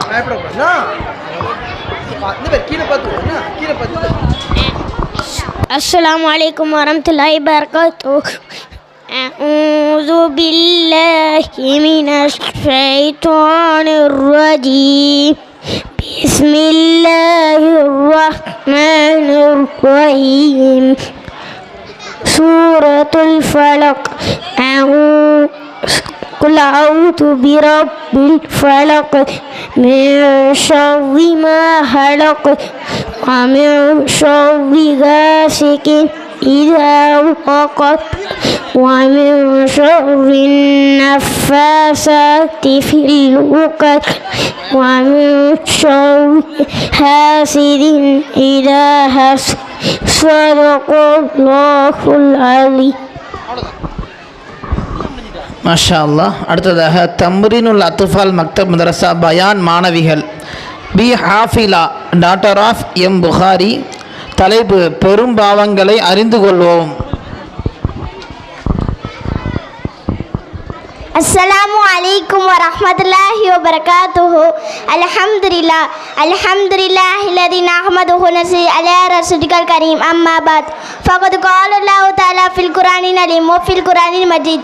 நான் உங்கள் முன் பேச வந்துள்ள தலைப்பு பெரும்பாவங்களை அறிந்து கொள்வோம். முதலில் சிறிய பாவங்களை பற்றி அறிந்து கொள்வோம். சிறிய பாவங்கள் இப்பாவங்கள் சில வேளையில் மனிதன் அறிந்தரும் அறியாமலும் செய்ய முடியும். இவைகளில் சில வழிமுறைகளை கடைபிடிக்க வேண்டும். உதாரணம், கடமையான தொழுகையை பேணி தொழுதல், உழுவினை பூர்ணமாக செய்தல், இன்னும் சில உபரியான வணக்கங்களை செய்வதன் மூலம் எம்முடைய சிறிய பாவங்கள் மன்னிப்பதற்கு ஒரு காரணமாக அமையும். இது பாவங்களின் முதல் வகையாகும். பெரும்பாவங்கள் இது பாவங்களின் இரண்டாம் வகையாகும். இதனை பற்றி சில உபதளிப்புகள் மூலம் அவதானிக்கலாம் என நினைக்கிறேன். பெரும்பாவங்கள் என்றால் என்ன? எந்த குற்றத்தை செய்வதன் மூலம் உலகத்திலேயே குற்றப்பரிகாரம் நிறைவேற்றப்படுமோ அவைகளோ அல்லது அல்லாஹுடைய சாபம், தண்டனை, கோபம் ஆகியவற்றை பெற்றுத்தரக்கூடியவைகளே அவைகளோ பெரும்பாவங்கள் ஆகும். அல்லாஹ் கூறுகிறார், என்ன தஜிதனிபு கபாயிரா மாத்துனஹவுனானுக்கும் செய்யாதிக்கும் ஒனுதுகுலுக்கும் முதகலன் கரீமா. பொருள், உங்களுக்கு தடை செய்யப்பட்ட பெரும்பாவங்களில் இருந்து நீங்கள் விலகி இருந்தால் உங்களுடைய தவறுகளை மன்னித்து விடுவோம், உங்களை மிகச்சிறந்த இடத்தில் நுழைய செய்வோம். பெரும்பாவங்களின் எண்ணிக்கை, இதனை பற்றி விடயத்தில் உலமாக்கள் கருத்து வேறுபாடு கொண்டிருக்கிறார்கள். சிலர் அழிவை தரக்கூடிய 7 பாவங்களிலிருந்து தவிர்த்து கொள்ளுங்கள் என்ற ஹதீஸின் படி பெரும்பாவங்கள் 7 என்னும், இன்னும் சில 70 என்றும் ஒவ்வொரு வித்தியாசமான பதிலை ஆதாரத்தின் அடிப்படையில் கூறுகிறார்கள். பெரும்பாவங்களுக்கான உதாரணங்கள் இவ்விரிவை அஞ்சி அல் குர்ஆன் அசுனாவில் வந்துள்ள சில உதாரணங்களை மட்டும் மாத்திரமின்றி சுட்டி காட்டலாம் என நினைக்கிறேன். இணை வைத்தல், தொழுகையை விடுதல், ரமலான் மாதத்தின் நோன்பை விடுதல், ஜகாத் கொடுக்க மறுத்தல், பெற்றோர்களுக்கு நோவினை செய்தல், விபச்சாரம் செய்தல், அனாதையின் சொத்தில் சாப்பிடுதல், உறவுகளை தூண்டுதல், வட்டி, மது அருந்துதல், திருடுதல், அவதூறு கூறுதல், ஆண்கள் பெண்களும் பெண்கள் ஆண்களும் ஒப்பாகுதல், இதே போன்று இன்னும் சில உதாரணங்களையும் குறிப்பிட முடியும். பெரும்பாவங்கள் செய்வதிலிருந்து தவிர்த்து நடப்பது சிறப்பு. பெரும்பாவம் செய்வதிலிருந்து தவிர்த்து நடப்பது எம்முடைய சிறிய பாவங்கள் மன்னிப்பதற்கு ஒரு காரணமாக அமையும். எனவே நாமும் பாவங்களிலிருந்து முற்று முழுதாக தவிர்த்து நடப்பதற்கு அல்லாஹ் அருள் புரிவானாக. ஆமீன் ஆமீன் யா ரப்பல் ஆலமீன். வாஹிது தஹ்வானா அல்ஹம்துலில்லாஹி ரப்பில் ஆலமீன். அஸ்ஸலாமு அலைக்கும் வரஹ்மத்துல்லாஹி வபரகாத்துஹு. வலைக்கம் மாஷா அல்லாஹ். அடுத்ததாக LK Afrin doctor of LM Khaja Maideen. தலைப்பு நாம் கண்காணிக்கப்படுகிறோம். எல்லோருக்கும் என்னோட இஸ்லாத்தின் காணிக்கை. அஸ்ஸலாமு அலைக்கும் ரஹ்மத்துல்லாஹி வபரகாத்துஹு. கொடுக்கப்பட்டுள்ள தலைப்பு நாம் கண்காணிக்கப்படுகிறோம். இந்த உலகில் நாம் எங்கே பார்த்தாலும் ரோட்டில், வீட்டில், தெருவில், ஆஃபீஸில், பள்ளிக்கூடத்தில், கடையில், பேங்கில் கண்காணிப்பு கேமரா பொருத்தப்பட்டு மனிதனுடைய செயல்களை பதிவு செய்கிறது. அவனுடைய நல்லதையும் தவறையும் கண்காணிப்பு கேமரா காட்டிக் கொடுக்கிறது. இதனிலேயே மனிதனுக்கு அல்லாஹ் ஏற்படுத்தியுள்ளான். மனிதனுடைய செயலை அல்லாஹ் பார்த்து கொண்டே இருக்கிறான். அவனுடைய செயலை கண்காணிக்க இரு மலக்கள் வைத்துள்ளான். அவர்கள் மனிதன் செய்யும் நல்லதையும் தீமைகளையும் பதிவு செய்கிறார்கள். இதை பற்றி குர்ஆன் கூறும் பொழுது இன்னும் நன்மை தீமைகளை பதிவு செய்யப்பட்டு புத்தகம் அவர்கள் முன்னெடுக்கப்படும். அப்போது அறிவுள்ளதை பார்த்து பயந்ததுலாக குற்றவாளிகளை நீ காண்பீர் என்று குர்ஆன் கூறுகின்றது. இன்னும் சொல்லி போனால் நாம் செய்கின்ற செயல்களுக்கு மறுபினாலே நம் உறுப்புகளை சாட்சி சொல்லும். மாணவர்கள் சாட்சி சொல்லார்கள். அதனால் இந்த உலகில் நாம் எங்கே வாழ்ந்தாலும் இடத்தில் இருந்தாலும் நாம் செய்கின்ற நல்லதையும் தீமைகளையும் அல்லாஹ் கண்காணித்து கொண்டே இருக்கிறார் என்பதை விளங்க வேண்டும். யார் நம்மை பார்க்கிறார்களோ இல்லையா, அல்லாஹ் நம்மை பார்த்து கொண்டே இருக்கிறான். அல்லாஹ் ஞாபகம் நமக்கு இருந்துவிட்டால் ஷைத்தான் இருந்து தப்பித்துக் கொள்ளலாம். அல்லாஹ் அப்படிப்பட்ட பாக்கியத்தை நம் அனைவருக்கும் தருவானாக. ஆமீன் ஆமீன் யா ரப்பல் ஆலமீன். அஸ்ஸலாமு அலைக்கும் ரஹ்மத்துல்லாஹி வபரகாத்துஹு. மாஷா அல்லாஹ். அடுத்ததாக சஃபா ஃபாத்திமா டாக்டர் ஆஃப் அப்துல் ஜப்பார். தலைப்பு நிம்மதியான வாழ்க்கை.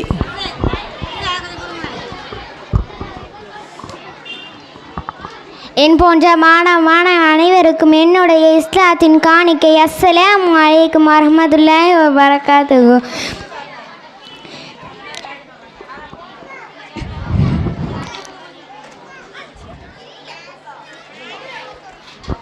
இன்று பலர்கள் பணத்தை தேடி அழுகிறார்கள். பலர்கள் நிம்மதி தேடி அழுகிறார்கள். அவர்களுக்கு நிம்மதி இழந்து அழுகிறார்கள். அவர்களுக்கு ஏன் நிம்மதி தேடி அழுகிறீர்கள், காரணம் என்ன என்று கேட்டால் தெரியாது. எல்லாம் இருக்கும், உடுப்பதற்கு ஆடை இருக்கும், தங்குவதற்கு வீடு இருக்கும், செலவழிக்க பணம் இருக்கும், சாப்பிடுவதற்கு உணவு இருக்கும். ஆனால் நிம்மதி இல்லை, நிம்மதியான தூக்கம் இல்லை. நிம்மதியை தேடி சுற்றுலா செல்வார்கள். நிம்மதியான வாழ்க்கை இல்லாமல் இரவில் மாத்திரை போட்டு தூங்குகின்றார்கள். இதற்கு காரணம் ஒன்றே ஒன்றுதான். நபி ஸல்லல்லாஹு அலைஹி வஸல்லம் அவர்கள் கூறினார்கள், ஆதமுடைய மகனே, என்னை வணங்குவதற்கு நேரத்தை ஒதுக்கிவிடு. நான் உன் நெஞ்சத்தை விரேடத்தவை ஆக்காமல் இருப்பதை கொண்டு நிம்மதியை கொண்டு நிரப்பி விடுவேன். உன்னுடைய வறுமையை பிறர் தேவையை ஆக்குவதில்லாமல் ஆக்கிவிடுவேன் என்று இறைவன் கூறியதாக நபி ஸல்லல்லாஹு அலைஹி வஸல்லம் அவர்கள் கூறினார்கள். நாம் இறைவனை மது சம்பாதிக்கின்றோம், பணம் வருகிறது, ஆனால் நிம்மதி இல்லை. நாம் இறைவனுக்கு செய்ய வேண்டிய கடமையை நாம் சரியான முறையில் செய்துவிட்டு இந்த உலகத்திற்கு முக்கியத்துவம் கொடுத்தால் இறைவன் உங்கள் நிம்மதிக்கு முக்கியத்துவம் கொடுப்பான். ஆனால் இந்த உலகத்திற்கு மட்டும் நீங்கள் முக்கியத்துவம் கொடுத்தால் எல்லாம் கிடைக்கும், ஆனால் நிம்மதியை இறைவன் எடுத்து விடுவான். ஆகியவை நிம்மதி நம் அருகில் தான் இருக்கிறது. அந்த நிம்மதி இறைவன் தான். அந்த இறைவனை நாம் எப்பொழுதும் நாம் நெஞ்சத்தில் வைத்தால் நிம்மதி தானாகவே கிடைக்கும். இறைவனை ஞாபகம் வைப்போம், நிம்மதி அடைவோம். ஆமீன் ஆமீன் யா ரப்பல் ஆலமீன். அஸ்ஸலாமு அலைக்கும். மாஷா அல்லாஹ். அடுத்ததாக ஏ அமீரா டாக்டர் ஆஃப் அஸ்கர் அலி. தலைப்பு தர்மம் செய்தால் கிடைக்கும் 18 பலன்கள். அஸ்ஸலாமு அலைக்கும் வரஹ்மத்துல்லாஹி வபரகாத்துஹு. எனக்கு கொடுக்கப்பட்டுள்ள தலைப்பு தர்மம் செய்தால் கிடைக்கும் 18 பலன்கள். இறைவன் கொடுத்த செல்வத்தை நல்ல வழியில் நாம் செலவழித்தால் நம் வாழ்க்கை இவ்வுலகத்திலும் நாளை மறு உலகத்திலும் சந்தோஷமானதாக அமையும். தர்மம் செய்தால் 18 பலன்கள் கிடைக்கிறது. தர்மம் செய்பவருக்கு அவர் நோய்வாய்ப்பட்டிருந்தால் அந்த நோயிலிருந்து நிவாரணம் கொடுக்கப்படும். தர்மம் செய்தால் சிறு பாவங்கள் மன்னிக்கப்படும். தர்மம் செய்தால் கஷ்டங்கள் முசீபத்துகள் இருந்தால் அவை நீங்கிவிடும். தர்மம் செய்தால் அவருடைய செல்வத்தை ஷைத்தானின் சூழ்ச்சியில் இருந்து அல்லாஹ் பாதுகாத்து விட்டான். தர்மம் செய்தால் அவருக்காக ஒரு மலக்கு துஆ செய்கிறார். தர்மம் செய்தால் கெட்ட மரணத்தை விட்டும் பாதுகாக்கப்படுவார். தர்மம் செய்தால் கபருடைய உஷ்ணம் வேதனை நீக்கப்படும். அவருடைய ஏதேனும் ஒரு பாவம் அல்லாஹ்வை கோபமடைய செய்திருந்தால் அவரின் தர்மம் அந்த கோபத்தை அறவே தணித்துவிடும். தர்மம் செய்தால் திடுக்க அவருக்கு செய்யும் அந்த மறுமை நாளில் அவர் எந்தவித கவலையும் இல்லாமல் நிம்மதியாக இருப்பார். ரகசியமாக தர்மம் செய்தால் நிழலே இல்லாத அந்த மறுமை நாளில் அல்லாஹுவின் அர்ஷ் அந்த நல்லடியாருக்கு நிழல் கொடுக்கும். தர்மம் செய்தால் நரகத்தில் இருந்து விடுதலை கிடைக்கிறது. ஒரே விதமாக இருக்கும் இரண்டு பொருளை, அதாவது இரண்டு ஆடையை தர்மம் செய்தால் சொர்க்கத்தில் விசுவாசல் வழியாக நுழைவார். தர்மம் செய்தால் மகத்தான நன்மைகள் கொடுக்கப்படும். தர்மம் செய்தால் நன்மைகள் பல மடங்காக தரப்படும். தர்மம் எவ்வளவு செய்தாலும் அவை அழிந்து விடாமல் அல்லாஹ்விடத்தில் அவனின் மறுமையும் சேமிப்பாக இருக்கும். உண்ணும் உணவை தர்மமாக கொடுத்தால் உள்ளத்தில் இலகுவான குணம் ஏற்படும். தர்மம் செய்வது இறைச்சமுடையவர்களின் செயல்களில் ஒன்றாகும். அவர் கொடுக்கும் தர்மத்தை பொறுத்து அவரின் செல்வத்தின் வளத்தை கொடுப்பான். எனவே நாம் அதிகமாக தர்மம் செய்வோம், அதிகமான கூலியை பெறுவோமாக. ஆமீன் ஆமீன் யா ரப்பல் ஆலமீன். வாஹிர் தவானா அல்ஹம்துலில்லாஹி ரப்பில் ஆலமீன். அஸ்ஸலாமு அலைக்கும் வரஹ்மத்துல்லாஹி வபரகாத்துஹு. மாஷா அல்லாஹ். அடுத்ததாக H Safiya, doctor of Hameed Hussain. தலைப்பு தௌபா எனும் பாவ மன்னிப்பு. அஸ்ஸலாமு அலைக்கும் வரஹ்மத்துல்லாஹி வபரகாத்துஹு. அல்ஹம்துலில்லாஹ் நாமது முஸல்லி அலா ரசூல் கரீம். அம்மாபாத். எனக்கு கொடுக்கப்பட்டுள்ள தலைப்பு தௌபாவின் பாவ மன்னிப்பு. பாவ மன்னிப்பை ஏற்றுக்கொள்வது அல்லாஹ் மீது கடமையாக இருப்பதெல்லாம். அறியாமையிலும் தீமையை செய்த பிறகு பாவ மன்னிப்பு செய்துள்ளவருக்கு அவர்களின் பாவ மன்னிப்பை அல்லாஹ் ஏற்றுக்கொள்கின்றான். அல்லாஹ் முற்றிலும் அறிந்தவனாகவும் நாணமுடையனாகவும் இருக்கின்றான். நபிகள் நாயகம் ஸல்லல்லாஹு அலைஹி வஸல்லம் அவர்கள் கூறினார்கள், ஆதமின் பிள்ளைகள் அனைவருமே பாவம் செய்தவர்கள்தான். அதிலும் நல்லவர்கள் செய்த பாவங்களை நினைத்து வருந்தி இனி நான் செய்ய மாட்டேன் என உறுதி கொண்டு பாவத்தில் இருந்து விலகிக் கொள்வாரே அவர்தான். அறியாமல் செய்த பாவங்களுக்கு தான் பாவ மன்னிப்பு என வசனத்தின் வெறுப்பொருள் தெரிவிக்கிறது. ஆனால் ஒருவன் பாவம் என தெரிந்தே செய்கின்றான், தீர்வின் விலை அறியாதவனாக செய்கின்றான். இவனும் அறியாமல் பாவம் செய்தவனாக கண்ணிக்கப்படுவான். விளைவை அறிந்தால் தவறு செய்வானா, எனவே இவனின் பாவம் ஏற்கப்படும். அல்ரத் அபுல் ஆலியார் அலி காதியார் அலி இவரும் அறிவிக்கிறார்கள், அருமை சஹாபாக்களிடம், மனிதன் பாவம் என தெரிந்தே அல்லது தெரியாமல் செய்யும் அனைத்துமே அறியாமைதான் என்ற விஷயத்தை அக்கோபித்த முடிவு இருந்தது. இமாம் கஸ்ஸாலிரா அவர்கள் தங்களது யோயாவில் இவ்வாறு ஒரு ஹதீஸை பதிவு செய்துள்ளார்கள். ஒரு மனிதன் ஒரு அடியான் எதுவும் பாவம் செய்தால் ஒரு அடியான் எதுவும் பாவம் செய்தால் அந்த பாவம் செய்த அந்த இடம், யா அல்லாஹ் அனுமதி கொடு, நான் அப்படியே உண்மை விழுந்து கொள்கின்றேன் என்று கேட்கிறதாம். அல்லாஹ் அந்த இடத்திற்கு நேர்மையிலே உள்ள வானம், யா அல்லாஹ் அனுமதி கொடு, நான் அப்படியே அவன்மேல் விழுந்து கொள்கின்றேன் என்று கேட்கிறதாம். அல்லாஹ் சொல்கின்றான், நீ அவனை படைத்திருந்தால் அவனை நீ தண்டிக்கலாம், ஆனால் எனக்கும் என் அடியானுக்கும் மத்தியில் உள்ள விஷயம் நீ தலையிட வேண்டாம் என்று கூறிவிட்டு அவன் என்கிட்டே பகலில் பாவமன்னிப்பு கோரி வந்தாலும் இரவில் பாவமன்னிப்பு கோரி வந்தாலும் அவனை மன்னித்து என்கிறேன். அப்போது அவன் தௌபாவை ஏற்பவனாகவும் கிருபலாகவும் இருக்கின்றான். பாவம் புரிந்த அடியான் தௌபா செய்து திருந்திவிட்டால் அவனை மதிக்க வேண்டும். ஏற்கனவே செய்த பாவங்களை நினைவுபடுத்தி யார் அவளை கேவலைப்படுத்துவாரோ அவர் அதே பாவத்தை செய்யும் வரை அவருக்கு மரணம் வராது என்றார்கள் நபிநாயகம் ஸல்லல்லாஹு அலைஹி வஸல்லம் அவர்கள். அல்லாஹ் நம்மையும் பாதுகாத்து அருள் புரிவானாக. ஆமீன் ஆமீன் யா ரப்பல் ஆலமீன். வாயு தவானா அல்ஹம்துலில்லாஹி ரப்பில் ஆலமீன். அஸ்ஸலாமு அலைக்கும் வரஹ்மத்துல்லாஹி வபரகாத்துஹு. மாஷா அல்லாஹ். அடுத்ததாக EK Hajara, doctor of Kader Meeran. தலைப்பு பொறுமை. அஸ்ஸலாமு அலைக்கும் வரஹ்மத்துல்லாஹி வபரகாத்துஹு. பிஸ்மில்லாஹி வல்ஹம்துலில்லாஹி வஸ்ஸலாத்து வஸ்ஸலாமு அலா ரசூலில்லாஹ். ரப்பி ஷ்ரஹ் லி சத்ரி வ யஸ்ஸிர் லி அம்ரி வஹ்லுல் உக்ததம் மின் லிசானி யஃப்கஹு கௌலி. ரப்பி ஸித்னி இல்மா. அன்பிற்குரியவர்களே, பொறுமை என்பது இறைவனின் குணம். இறைவனிடமிருந்து வரும் ஒரு அருள் குணம். இதற்கு எதிர்மறையான குணங்கள் என்று வரும்போது அவசரம், ஆத்திரம், உணர்ச்சி வசப்படுதல், கோபம் போன்றவைகளை சொல்லலாம். எங்கும் எதிலும் எப்போதும் பொறுமை அவசியம். குறிப்பாக இறை நம்பிக்கையாளர்களுக்கு பொறுமை மிகவும் அவசியம். இதனால் தான் இறைவன் தன்னிடம் உதவி கோரும் போது முதலில் பொறுமையை கொண்டும் பிறகு தொழுகையை கொண்டும் உதவி தேடுங்கள் என்று வற்புறுத்துகிறான். அல்லாஹ் கூறுகின்றான், இறை நம்பிக்கையாளர்களே, பொறுமை மற்றும் தொழுகையின் மூலம் என்னிடம் உதவி தேடுங்கள். இறைவன் பொறுமையாளர்களுடன் இருக்கின்றான். பொறுமை இருந்தால்தான் முழுமையான முறையில் நேரம் தவறாமல் தொழ முடியும். கடுமையான கோடை காலங்களில் கடமையான நோன்புகளை நோக்க முடியும். நாம் நேசிக்கும் செல்வத்தை நம்மிடம் யாசிக்கும் ஒருவருக்கு ஜகாத் சதகா மூலம் வழங்க முடியும். பிரியமானவர்களிடமிருந்து பிரிந்து சென்று ஹஜ் செய்ய முடியும். இப்படிப்பட்ட பொறுமை பலவிதமான சந்தர்ப்பங்களில் தேவைப்பட்டது. விலக்கப்படுவதை விடுவதற்கு நஷ்டம் தோல்வியை சந்திக்கும் போது, விபத்து, ஆபத்து, நோய், சோதனை, வேதனை ஆகியவை தொடரும் போது பொறுமை அவசியம். இதுபோன்ற தருணங்களில் பொறுமையை கடைபிடிக்கும் போது இக்கட்டான நிலையை மிக எளிதில் கடந்துவிட முடிகிறது. எதையும் தாங்கும் இதயம் என மன வலிமையில் மட்டுமல்ல, பொறுமையிலும் அடங்கி உள்ளது. பொறுமை ஒரு அருட்கொடை. யார் பொறுமையை மேற்கொள்ள முயல்கிறாரோ அவரை இறைவன் பொறுமையாளராக ஆக்குவான். மேலும் பொறுமையை விட சிறந்த விசாலமான அருட்கொடை வேறு எவருக்கும் கொடுக்கப்படுவதில்லை என நபி ஸல்லல்லாஹு அலைஹி வஸல்லம் அவர்கள் கூறினார்கள். அறிவிப்பாளர் அனஸ் அபூ சயீத் குத்ரி ரலியல்லாஹு அன்ஹு அவர்கள். நூல் புகாரி. பொறுமை என்பது துன்பம் துயரம் நடக்கும் சமயத்தில் முதலில் கடைபிடிப்பதாகும். பொறுமையை இழந்து அழுது புலம்பி ஆடி அடங்கி ஓடி ஒடுங்கி தெம்பு குறைந்த பிறகு மூச்சு விட சக்தி இல்லாத போது இப்போது நான் பொறுமை காக்கிறேன் என்று கூறுவது பயனில்லாத பொறுமையாகும். பொறுமை என்பது துன்பம் ஏற்பட்ட முதல் கட்டத்தில் கைக்கொள்வதேயாகும் என நபி ஸல்லல்லாஹு அலைஹி வஸல்லம் அவர்கள் கூறினார்கள்.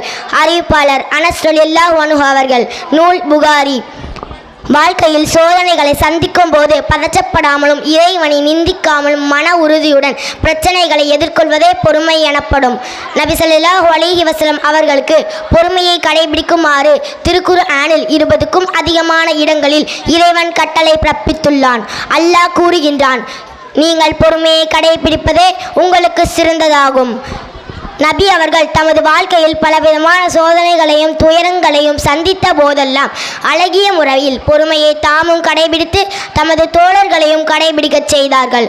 ஒரு முறை இப்னு அப்பாஸ் ரலியல்லாஹு அன்ஹு அவர்கள் என்னிடம், சொர்க்கவாசிகளில் ஒரு பெண்மணியை உங்களுக்கு காட்டட்டுமா என்று கேட்டார்கள். நான் சரி காட்டுங்கள் என்று சொன்னேன்.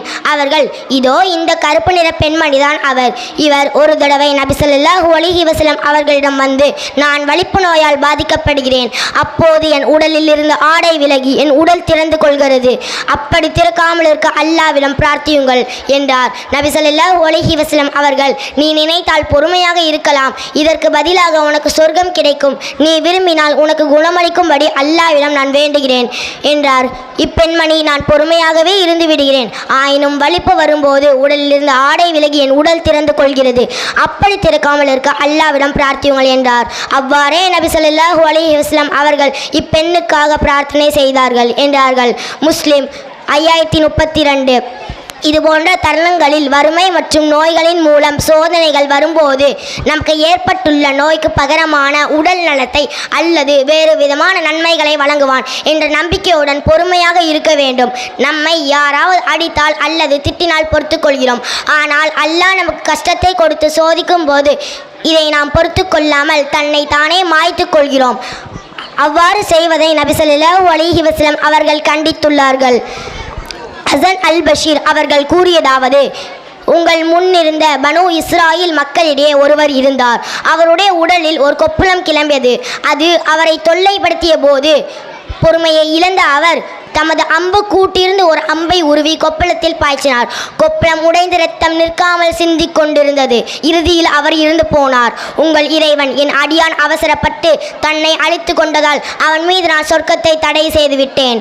கோபம் வரும்போது சகித்து கொள்ள வேண்டும். பொறுமை நன்மையின் பொக்கிஷம். அதை இறைவன் சங்கையான அடியாளருக்கு மட்டுமே வழங்குவான். பொறுமையாளர்களிடம் இறைவனிடம் நிறைவான கூலி உண்டு. இஸ்லாம் கூறும் நிறைவான வாழ்க்கையை பொறுமையின் வாழ்க்கையை நம் அனைவருக்கும் வழங்கி அருள் புரிவானாக. ஆமீன். வ ஆகிர் தஅவானா அல்ஹம்துலில்லாஹி ரப்பில் ஆலமீன். அஸ்ஸலாமு அலைக்கும் வரஹ்மத்துல்லாஹி வபரகாத்துஹு. மாஷா அல்லாஹ். அடுத்ததாக M Umaira, daughter of Mohideen பிள்ளை. தலைப்பு நோன்பு. السلام عليكم ورحمة الله وبركاته. بسم الله والحمد لله الصلاة والسلام على رسول الله. ربي شرح لي صدري ويسر لي أمري واحلل عقدة من لساني يفقهوا قولي. ربي زدني علما. அல்ஹம்துலில்லாஹ். எல்லா புகழும் அல்லாஹ் ஒருவனுக்கே உரியது. முஹம்மது நபி ஸல்லல்லாஹு அலைஹி வஸல்லம் அவர்கள் மீதும் ஸலாத்தும் ஸலாமும் உண்டாவதாக. நோன்பு என்பது இஸ்லாத்தின் 5 அடிப்படை தூண்களில் ஒன்றாகும். அது ஒரு சாதாரணமான பசியை தாகத்தை சகிப்பதற்கான பயிற்சி அல்ல. மாறாக மனிதனின் உள்ளத்தையும் எண்ணத்தையும் நடத்தையும் அல்லாஹ்வின் அடிமைத்தன்மைக்கு முழுமையாக வடிவமைக்கும் ஒரு மகத்தான இபாதத்தாகும். இன்றைய உலகம் வேகமாக மாறிக்கொண்டிருக்கின்றன. தொழில்நுட்ப வளர்ச்சி, பொருளாதார போட்டிகள், ஆசைகளின் பெருக்கம், மன அழுத்தம், சுயநலவாக்கு என அனைத்தும் எளிதாக கிடைக்கின்றன. இப்படிப்பட்ட சூழ்நிலையில் நோன்பின் அவசியம் அதிகமாகின்றன. அல்லாஹ் தஆலா குர்ஆனின் நோன்பை பற்றி கூறும்போது, ஈமான் கொண்டவர்களே, உங்களுக்கு முன் இருந்தவர்களுக்கு விதிக்கப்பட்டது போல உங்களுக்கும் நோன்பு விதிக்கப்பட்டுள்ளது. நீங்கள் தக்வா பெறுவதற்கு சூரத்துல் பக்ரா 183 என்ற வசனத்தில் தெளிவாக அறிவிக்கின்றான். இந்த வசனத்தில் மைய கருத்து தக்வா ஆகும். தக்வா என்றால் அல்லாஹ்வை அஞ்சுவது மட்டுமல்ல, அல்லாஹ் பார்க்கிறான், கேட்கிறான், அறிகிறான் என்ற உணர்வுகளோடு வாழ்வதாகும். இன்றைய உலகில் மனிதன் எதிர்பார்ப்பில்லாத இபாதத்துக்கு மட்டுமே பயப்படுகிறான். ஆனால் உள்ளார்ந்த கண்காணிப்பான அல்லாஹ்வை மறந்துவிடுகிறான். நோன்பு அந்த மறந்த உணர்வை மீண்டும் உயிர்ப்பிக்கிறது. நோன்பின் ரகசியம் என்னவென்றால், அது மனிதனுக்கும் அல்லாஹ்வுக்கும் இடையிலான ரகசியமான இபாதத்தாகும். ஒருவன் தனியாக இருக்கும்போது உணவு, நீர் எதையும் எடுத்துக்கொள்ளாமல் தன்னை கட்டுப்படுத்துவது அல்லாஹ் என்னை பார்க்கிறான் என்ற ஈமான் இல்லாமல் சாத்தியமில்லை. நபி ஸல்லல்லாஹு அலைஹி வஸல்லம் அவர்கள் கூறினார்கள், அல்லாஹ் கூறுகிறான், நோன்பு எனக்காகும், அதற்கான கூலியை நானே வழங்குகிறேன். புகாரி, முஸ்லிம். இதன் மூலம் நோன்பின் உயர்ந்த நிலை நமக்கு புரிகிறது. இன்றைய உலகில் மனிதன் எல்லாவற்றையும் லாபத்திற்கும் பாராட்டுக்கும் செய்கிறான். ஆனால் நோன்பு மனிதனை எதிர்பார்ப்பில்லாத இபாதத்துக்கு பழக்கப்படுத்துகிறது. நவீன உலகின் மனிதர்கள் மிகப்பெரிய சோதனைகளை சந்திப்பது ஆசைகளின் கட்டுப்பாட்டின்மையே. உணவு, உடை, பொழுதுபோக்கு, சமூக ஊடகங்கள், தவறான பேச்சுகள், தீய ஆசைகள் என அனைத்தும் எளிதாக கிடைக்கின்றன. இப்படிப்பட்ட சூழ்நிலையில் நோன்பு மனிதனுக்கு நான் என் ஆசைகளின் அடிமை அல்ல, அல்லாஹ்வின் அடிமை என்ற மனப்பாங்கை வலிக்கிறது.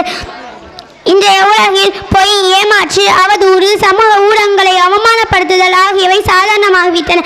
நோன்பு அந்த அனைத்திலிருந்தும் நற்பண்புகளை மனிதனை பயிற்றுவிக்கிறது.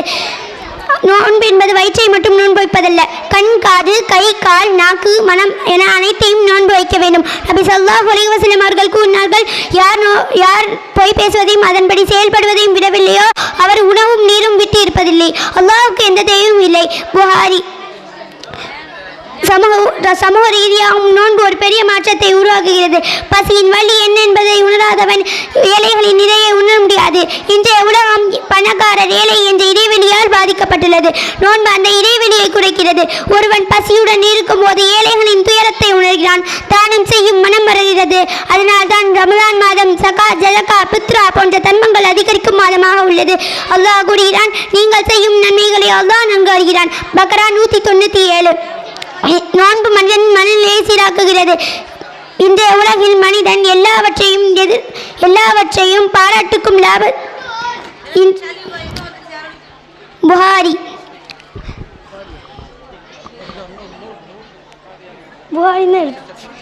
புகாரி.